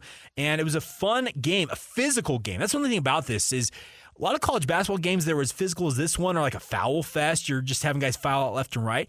I got to give a tip of the cap. And I am a guy who thinks that college basketball officiating is like a scourge on all officials in sports. It's atrocious across the board, in my opinion. That's one of my hot takes I will stick to because I've watched enough college basketball, and it's just bad. Well, Taylor, you good point. Did you say that on air? Yeah, no, I didn't. I will say that. You should ask Taylor Jenkins what his thoughts are on the officiating. Here's the thing. I will take NBA officials every day over college basketball by and large. Last night, they had two guys who worked in the NCAA tournament last year. One of them worked the national title game that San Diego State played in, and they called a very, very good game across the board. Physical, but not overbearing, it felt like. Both teams were able to kind of do their thing. But it's a big win for BYU as they fended off San Diego State, getting to 2-0 on the season. Now, what does that mean for BYU in their first year in the Big 12? Well, I'll just put it this way. That type of game they played last night is what they're going to face 18 times coming up in the month of January, essentially the tail end of December, and then through the months of January and February in the Big 12. That is going to be their nightly, twice a week. You're going to get that type of a game. Will they hold up under that pressure? That is very much to be determined, but I am interested to see how they do. Other teams, local teams in action last night included Utah. They got a big win. They ran roughshod over UC Riverside. Lawson Lovering had 18 points. Utah was up 40-10 at one point in this game. Just dominant win for the Utes. They're 2-0 with an 82-53 win. But I want to let you hear at least a little bit of this, and I think, Jason, you got this queued up. We'll play at least part of this. I want to let you hear from Dallin Hall, who, by the way, had 4 big three-pointers for BYU in this game, scored 16 of his 18 points in the second half to lead BYU to this victory. He and Mark Pope talked to the media after the game, and Dallin Hall got the opening statement, so here you go. Big-time game tonight. Fist fight from the beginning. We knew what it was going to be. San Diego State's a very well-coached team. They play hard, and our coaches prepared us for such a game. My teammates out there were physical. We executed our game plan. A couple guys just really showed up to play. Everyone had a moment where they really stepped up. Foose was huge for us. Super physical. A lot of unseen work on the defensive end. Richie hitting some big free throws, Jax, Noah. I mean, I could go down the list, but each guy stepped up for us tonight, just like they've been training all summer to do. And this is a big win for us, and it's just the beginning of our road. You may now ask questions. Well, that's kind of formal. You're open to questions. It was good. It was good to tell me you may now ask questions. That was a little weird. You scored 16 of your 18 points after halftime. What did you see? What did you see in terms of the looks you were getting? What was kind of your mindset that you were able to be so productive on offense? I think a big part of it is just the attention that my teammates draw. Even in the first half, I felt like I was getting good looks, especially from beyond the arc, because my teammates, Foose in the middle, everyone can shoot it. Guys can really pass it, and so they were finding me. And then I just trusted in the work that I've done with the coaches all summer and with the sports psychologists, and just trusted in that. And I know my teammates trusted in me to keep taking those shots, and so just having proactive confidence out there. Playing 25 minutes tonight, coming off the injury, how tired were you, or was that fatigue a factor tonight? No, it felt good out there. Coach made great rotations where he put me in positions to succeed, and so I felt good, and it's good to be back. On that step-back three-pointer, is that a shot Coach wants you to take? The other night they were saying you're selfish. I've been working all off-season on my shots off the bounce. That was a big emphasis for us. He's been trusting me to take it since, and so it's just about having the confidence to do it. It seemed like after halftime they came out with a lot more defensive on-ball pressure, and you guys took a while to kind of adjust to that. Do you feel like you made the right adjustments there that kind of got you past in that second half of the second half? Yeah, I think we definitely made some adjustments with our spacing. It was a rusty game, especially for me coming back. Got some things to look at in the film and to definitely get better at, but we kind of knew that that's how they played defensively. I thought we executed a little bit better in the first half, getting past that gap defender, but just something we're going to clean up and get better at. What was the overall kind of game plan against Ledee, and how do you think you executed it tonight? You're doing good. Ledee is he's a workhorse. He's a great player. Plays super hard all the time. Super physical, always on the glass. And so our approach was to match his physicality, hit first, and force him to his left hand. And Foos, Ali, Atiki, everyone who got switched onto him did a fantastic job of executing the game plan and making his life difficult. And so I can't say enough about Foos's performance. I mean, offensively he was great. He got to his spots, but defensively, that dude was incredible tonight for us. Coach, how confident were you in Dallin when you put him in, coming off of the injury and obviously being a little bit limited in the opener and whatnot? If you asked me before the game if I was going to be able to get 25 minutes out of him, I would have said I don't know. That might have been a stretch, but the last 4 or 5 minutes we were kind of having a conversation about, do we need a timeout right now just to take a break? But Dallin is one of the most diligent workers that we've had roll through this gym. In fact, I was walking out of the gym, out of the office last night or the night before, 2 nights ago, I think, and it's, I don't know what it was, 9:30 something, and Dallin's in the weight room getting extra work done. And so he's put a ton of work in the bank, and so I think we have, we're supremely confident in him, and this is who he is. He's a really special player, and he was a special player last year as a freshman, which is really hard to do, and he's worked hard to grow that, and he's going to continue to be a great player here. Dallin, what can that kind of win this early in the season do for you guys? It could do a lot of things for us. I feel like it gives us an idea of where we're at. I don't think it affects our confidence. A lot of people have been counting us out from the start of the year, and that's never fazed us. It's what's in our locker room, what's said there, the people, and what they believe in there is all that we care about. And, we believe that at the start of this year we could accomplish some really great things. And, something Dwayne Wade said that I really like is to celebrate moments. So we're going to celebrate tonight as a team, but then we're going to come back tomorrow and we're going to lock in for the next game and treat them as an even greater opponent than San Diego State, because this is just the beginning of what we want to do. There you go. And BYU gets a big win over San Diego State. They'll follow that up with a absolute banner matchup against Southeastern Louisiana. I have no idea who Southeastern Louisiana has or anything, but they play Wednesday night nonetheless, and we'll see how the Cougars follow that up. All right, coming up next, we will round out what we typically do of the Saturday show, but we're having a little extended edition of the program leading you up to Ute pregame coverage at 12:30. So more in a moment. This is the Saturday show right here on 97.5 FM, the KSL Sports Zone. This speech is my recital. I think it's very vital to rock around. That's right, on time. It's tricky. Here we go. It's tricky to rock around. That's right, on time. It's tricky. Welcome back to the Saturday show here on 97.5 FM, the KSL Sports Zone. All right, once again, a big day coming up at the top of the hour, by the way. You'll have Utah State coverage beginning. Jeremiah Jensen and Kevin White will have the call of today's game. It'll be Utah State and Nevada. An important game for the Aggies to win. I think they will win pretty handily, but if they want to go bowling, you got to pick this one up because it feels like the Boise State game next week could be in question. You do have New Mexico still looming out there, but you got to pick up 2 more wins, and today would be a big one for the Aggies to go out and get that W and obviously give themselves a step closer to bowl eligibility. We'll see how that all shakes out. So that'll be on 1280 a.m. Getting you ready for that game. Coming up at 12:30, you'll have the Ute pregame show as Lloyd Cole and Christian Cox will get you ready for the matchup between the 18th-ranked Utah Utes and the 5th-ranked Washington Huskies.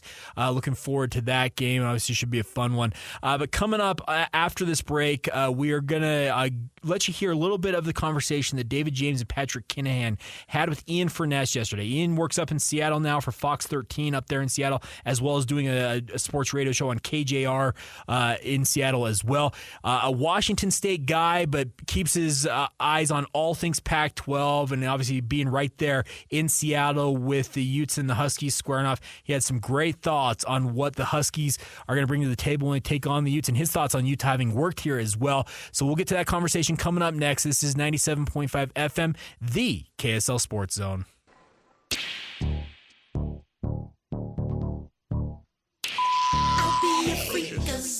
Come on and wind me up.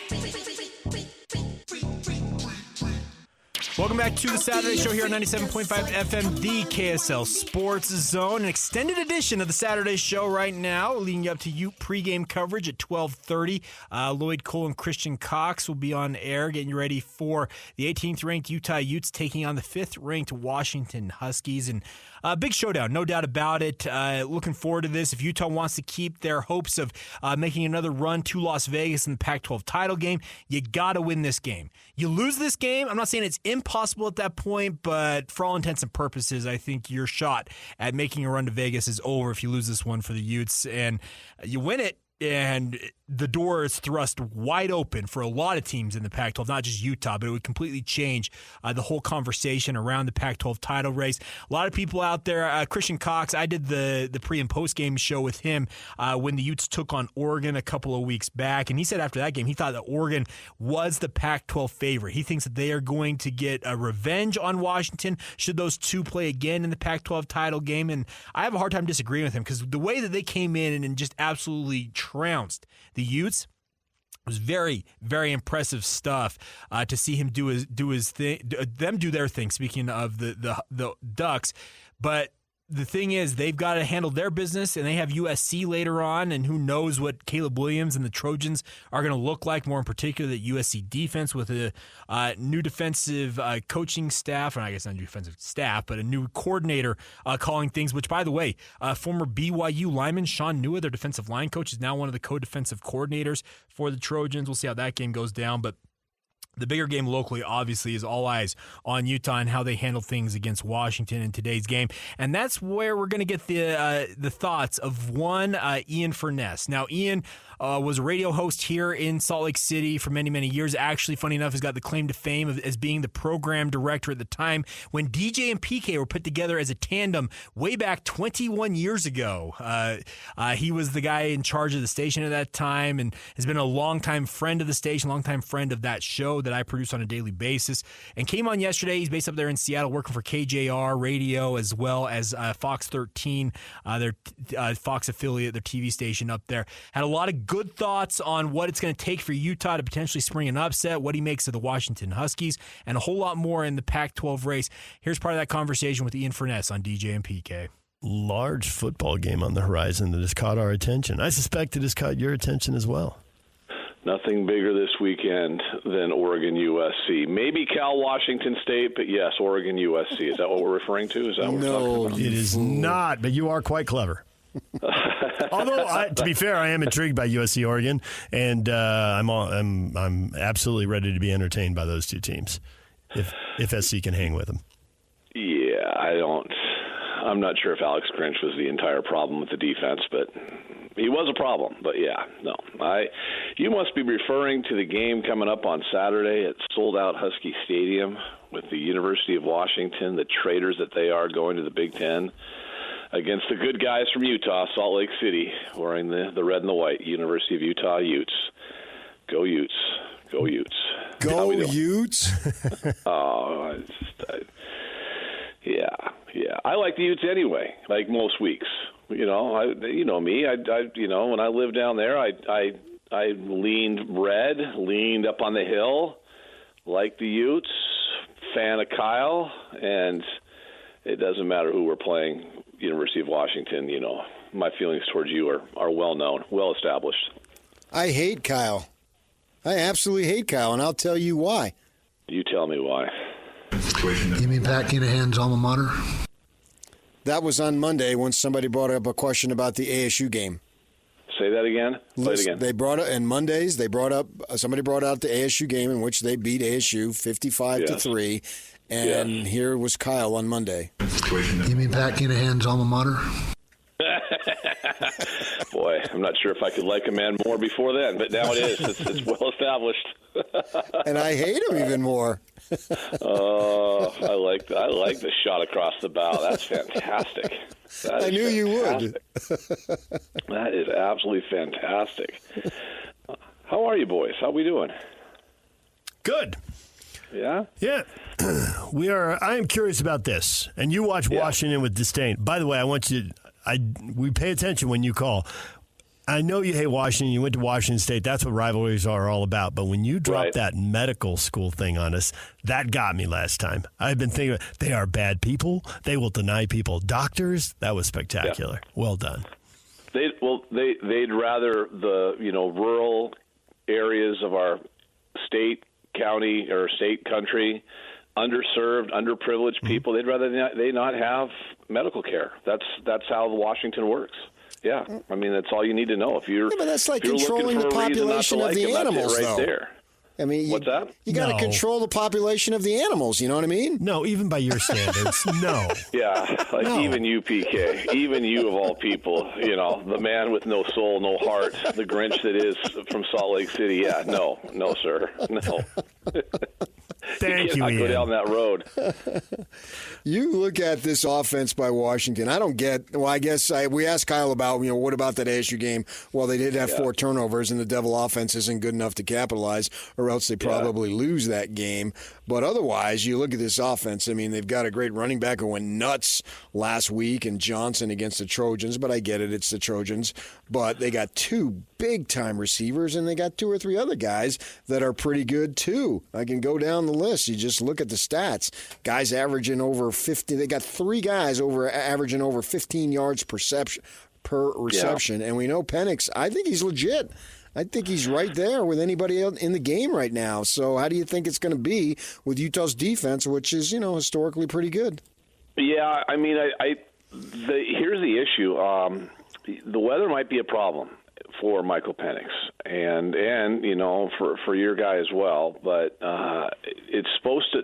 Rain's one thing, you guys play in rain, that's fine.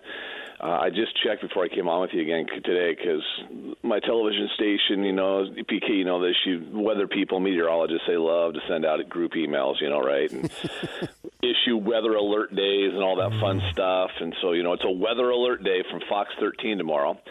But the winds are going to be, significant, at least during the game, somewhere around 15 to 20 miles an hour. And coming off the lake, that will be a problem. That could be a problem, potentially, for Michael Penix, at least with some of those deep balls, maybe not as much with the shorter stuff. But, PK, you're right. They love to take shots, and they love to drive the ball down the field, and they love to hit the home run. And you've got 2 great safeties at Utah that hopefully, can take that away from them a little bit. But also the weather might come into play. But the receivers, they're really good, all joking aside. Adunze is special. 6'3", 215 pounds. It's what an NFL wide receiver is supposed to look like and does look like.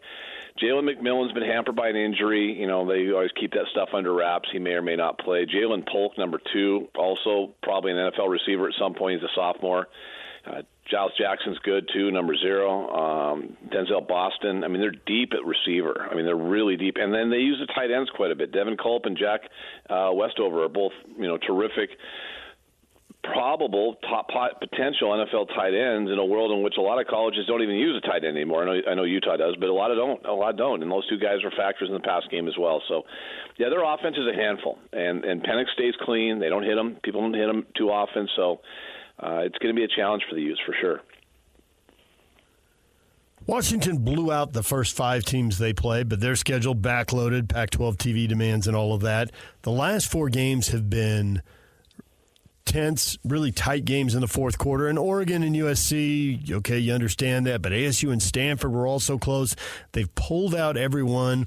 What do they have that they've been able to do that? And if the Utes get them in a close game, do you believe the law of averages, or as Matt Harpring once told us, the law of numbers, will benefit the Utes if Washington's in yet another close game?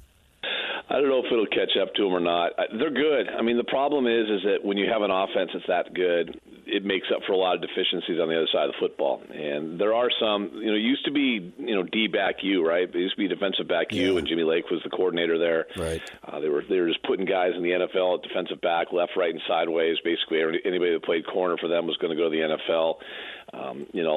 And that's not the case anymore. They're a little thin back there. Mish Powell made a big play against ASU somehow. I'm still wondering about the play call PK. Nevertheless, he's basically kind of a nickel in a sense. But the corners, Muhammad and Jackson, you can get to them. I just talked about the passing game. That's going to be a problem. And teams have run a little bit on them as well. They've got some pass rushers. CTF, number 4, is a special player. He's a good pass rusher. Braylon Trice, number 8, good pass rusher. Those guys can get after the quarterback, but they aren't the best defensive team, and I heard a comparison the other day to them a little bit, and it was like, if you had, say, Washington's defense and maybe Michigan's offense, something like that, would you have an unbeatable team? Yeah, maybe, but you could say that with a lot of different combinations. But I think the point being is that if there is a weakness for Washington, it's on the defensive side of the football.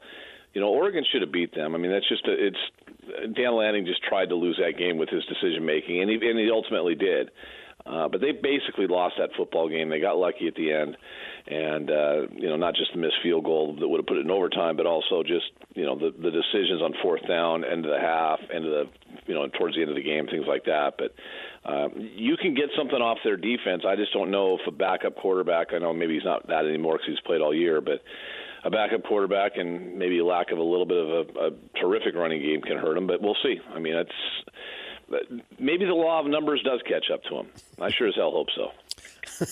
I'm wondering, watching the SC game, obviously SC's offense, you can't say anything, but it's really good. They've got Williams is great.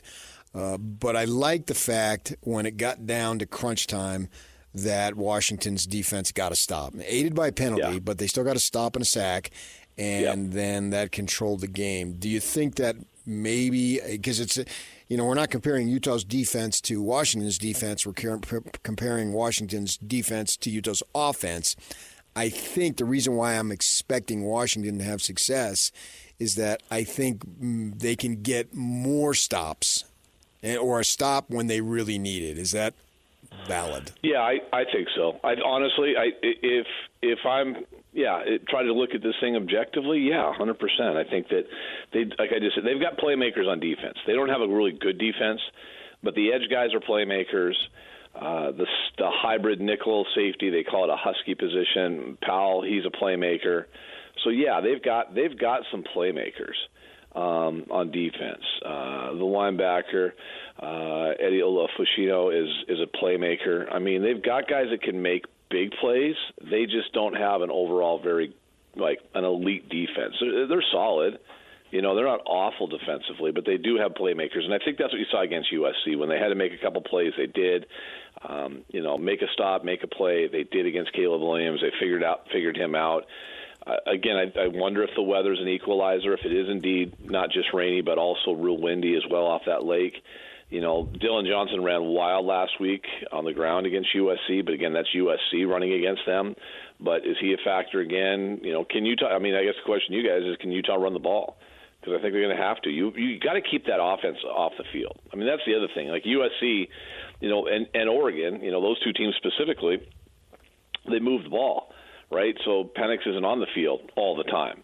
It's not 3 and out, here comes Penix. 3 and out, here comes Penix. Oh, we got field position, here comes Penix. He thrives in situations with short fields, and so field position is going to be huge in this game. But the less that number 9 has the ball for Washington, the better it will be for Utah, because I think right now, I don't know if you guys, I got to vote. He's the number 1 Heisman guy, period. He's number 1 on my Heisman list right now. I don't think there's Bo Nix, maybe number 2, the winner of the Pac-12 championship game. But, I'm sure as hell not giving it to Marvin Harrison, wide receiver. I mean, Odunze is as good as him. So, this guy's special, man. His arm talent is fantastic. He throws a beautiful ball, man. He can just rip it. If I liked Washington, he'd be a pleasure to watch. Instead, he's a pain to watch, but he's really special. He'll be gone in a month. I know. Well, hopefully. Hell, these days guys stay for somehow they find like an extra year out of their hat half the time, and they pay him so much nowadays. Who knows? But I would think so. Yes, I think he's gone soon. Washington's 9-0 with Utah at home, at Oregon State, home to Washington State. What are the odds they get to 12-0? Because Pac-12 teams don't get to 12-0. That's a crazy thing, huh? This year and this final year of our conference, this sad final year. I don't know if Utah's the team that gets them. At Oregon State feels like more of the game that gets them, and I don't think they beat Oregon for a second time. If Oregon gets to the Pac-12 championship game and they get to a neutral site, I think Oregon, because if Oregon gets there, that means they're basically winning out and they're just rolling. Yeah, and if Oregon gets them in the Pac-12 title game, which seems pretty likely, right? I mean, Washington's all but in. Washington would have to lose 2 or 3 games not to get in. So if Washington gets in against USC or against Oregon, I don't know if they can beat them a second time. And I think Oregon State's going to give them problems next week. Oregon State's, you guys saw, they're just a different team at home than they are away. Yeah. And so, if the Beavs get them next, I hope the Beavs get them next week. But it's kind of a gauntlet, and you're right, DJ. It's wild how teams in this conference historically have never escaped unscathed. Part of it's the 9-game schedule, right? Like if they were playing the 8-game schedule the SEC plays, they'd be playing Oregon State this week, and next week they'd be playing St. Mary's or somebody. So I think that 9th game is always the one that seems to get you along the way. Does St. Mary's have a lot of Australians on their football team too? They're all punters. Yeah, they all kick. Yeah, See, they drop kick all day. I think that Washington already had its fate with the Oregon game and the ASU game, and somehow they escaped.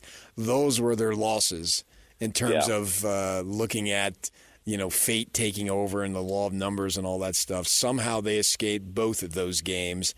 And there they go. Well, the Arizona State was that's the one that seems to get and not just your alma mater, but it seems like it's that game that gets the top dog every year in this conference, isn't it? It's always that way. The Devils got them last year. Yeah, and Oregon seems like they always go to the desert, Tucson or Tempe, and lose at some point late, or it happens to USC or whoever's been in the running for a while, and you're going, how in the world did that just happen? I mean, how did that?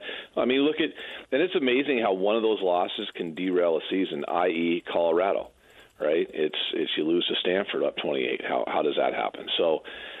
This conference does eat its own alive. It's just the way it is. It's Hunger Games, and we've seen it for all those years. That's why it's sad that the conference is going away, because unlike most other conferences across the country, it is not predictable. Right. And that's totally. Just as a fan, it makes it fun. No doubt. Like this on paper, I think Washington will beat Utah by 10 or more. I think that'll happen, but we all know that. That's just not the way this conference works. And next week, Washington will go in as a nice favorite against Oregon State, and that may not happen either there. And maybe the defensive coordinator does change, and all of a sudden Oregon, which has just been a wagon chugging along since that Washington loss, maybe they stumble up at home, although I can't see that happening at Autzen, to be honest with you. I don't. Caleb could be great, but Bo Nix is right there with him, so I don't know if that'll happen. But, the Civil War with Oregon State, that Oregon, by then Oregon may have clinched it. Right. They may be in a good situation if Washington wins the next two. So, if Washington beats Oregon State next week, then that game wouldn't matter to Oregon anyway. But yeah, I don't know. It's things always take care of themselves in this conference. I personally, as much as I want Utah to, and it would still happen, as much as I want Utah to win tomorrow, I do selfishly as a fan would like to see Oregon and Washington part 2. Agreed. I'd like to see that. I would like to see it as a fan, but given the fact that they're blowing it up, it bugs me. Oh, well, yeah. The two smuggest programs in the country with no reason to be smug, Is Utah and who else? Yeah, no, you know who they are. They're both in the Northwest, and neither is the land-grant school without a home. Okay, so that's. I'll leave it at that. There you go, Ian Furness, and you can tell he's a jaded Washington State Cougars fan. So, but good stuff from him all the same. Talking about the weather, we had Michelle Bodkin on earlier, and she said it's been pretty rainy up there in Seattle. That should level the playing field, honestly, for Utah with any type of weather conditions up there. I was looking at the forecast. It's supposed to hit the low 50s in Seattle for this game. And if it is going to be rainy, that's going to favor, it feels like, the Utah Utes and their ground-oriented offense. Now, Michael Penix is lights out, and they've had a high-flying offense, and this is what Seattle is all the time, it feels like. So you think Washington be a little used to having maybe some rainy weather and playing on slick turf and the like, but crazy things happen when wet conditions exist in football. It's an oddly shaped ball. It bounces every which way, it feels like. And when you have the weather in the mix, it's going to be interesting to see how the Utes handle all that. And obviously, be a big opportunity for them to keep their hopes of making a return trip to the Pac-12 title game and a potential three-peat alive if they were able to pull off the win. So, looking forward to this one. I'm very excited for it. I'm excited to hear Lloyd Cole and Christian Cox break it down. We'll have them here in just a minute, actually about 10 minutes from now, with your Ute pregame show.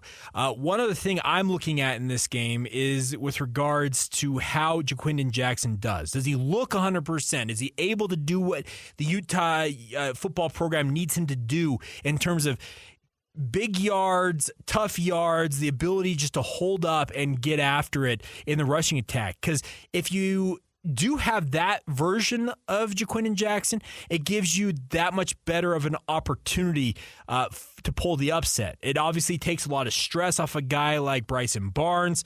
You don't have to rely necessarily on him to get you out of long downs and distances. That's another big key for Utah. If you see Bryson Barnes in 3rd 7, 3rd and 8, 3rd and 10 situations constantly in this game, I'm going to say that that's going to be a recipe for disaster for Utah and their chances of winning this game. Now, if you find him in more 3rd and 3s, 2nd and shorts, 2nd and mediums, that is the advantageous position that Utah's running game needs to put their quarterback in if they want to win this football game. It seems like football is so, what am I trying to say? It's so complicated at times, but at the same time, it's really simple. The key for the Utes to win this is for them to run it down the throat of Washington, control the line of scrimmage, control the pace of this game, control the time of possession. Would be absolutely huge for Utah if they can really just dominate that and keep Washington's offense off the football field. If you do that, it's going to give you as good of an opportunity as any could have expected to go into this game and win it. Now, it is one of the loudest places in the country to play. They have sunken that field, speaking of Husky Stadium, and they have built those stands that they go almost like vertical right up from the field, and they have that roof hanging over the stands as well to kind of filter that noise down towards the field. Utah's got to be able to absorb all of that. Now, their history suggests that Utah can handle it, but this is a whole different level of Washington that Utah is facing, and they haven't faced the Huskies for a while either. They were one of the teams that was kind of off they weren't kind of off. They were off the schedule for Utah over the past couple of seasons. They didn't have them on the docket, and we'll see how they handle this. It's like I said, it's a very intimidating road environment for teams to go into, but this is a veteran Utah squad. I'm not expecting them to be shaken by the noise of Husky Stadium. Now, the other question is the depth of Utah going to be able to hold up? They have dealt with so many injuries this year, and it's actually been very, very impressive that Utah is still, quote-unquote, standing right now versus what they thought they were going to have roster-wise, the running backs, some of the defensive stars they've lost this season, losing Cam Rising. Brant Keithy hasn't played yet. There's been so much going against Utah in this game that I look at it and think, you know what? What do they have for an encore here? Do they have the opportunity to do something big? And we'll see what happens. It's going to be interesting. There's the man, the myth, the legend himself right there, Christian Cox, getting ready for the pregame show. He's all, look at this. Christian's got the cutoffs on, like game time. Hey, Jason, pull up his mic real quick. I want Christian's real thought. We're gonna kick off the pregame show here momentarily. Like you and Lloyd are gonna take over, but You're looking like this is game day. Listen, I'm stoked. I'm on the road. It's the fifth ranked team in the country. Yeah, it is. Yeah. So you got to get ready. You know what I mean? You got your M&M in your headphones. And You're ready to go throw the ball around. Right. Well, you look like you're ready for this. So. I am. Who you should be, right? It's one of those games that's pretty easy. Plan on losing, and then when you pull off the upset, it's a typical Utah. Celebrate win. wildly. Yeah. Okay. I like that. I like that mentality. Yeah. We'll see what happens. All right. Well, Lloyd just walked in, so we'll wrap things up here. I'm going to step aside. Lloyd and Christian will have the Ute pregame show kicking off next, leading you right up to kickoff between the Utes and the Huskies up there in Seattle. More in a moment right here on 97.5 FM, the KSL Sports Zone.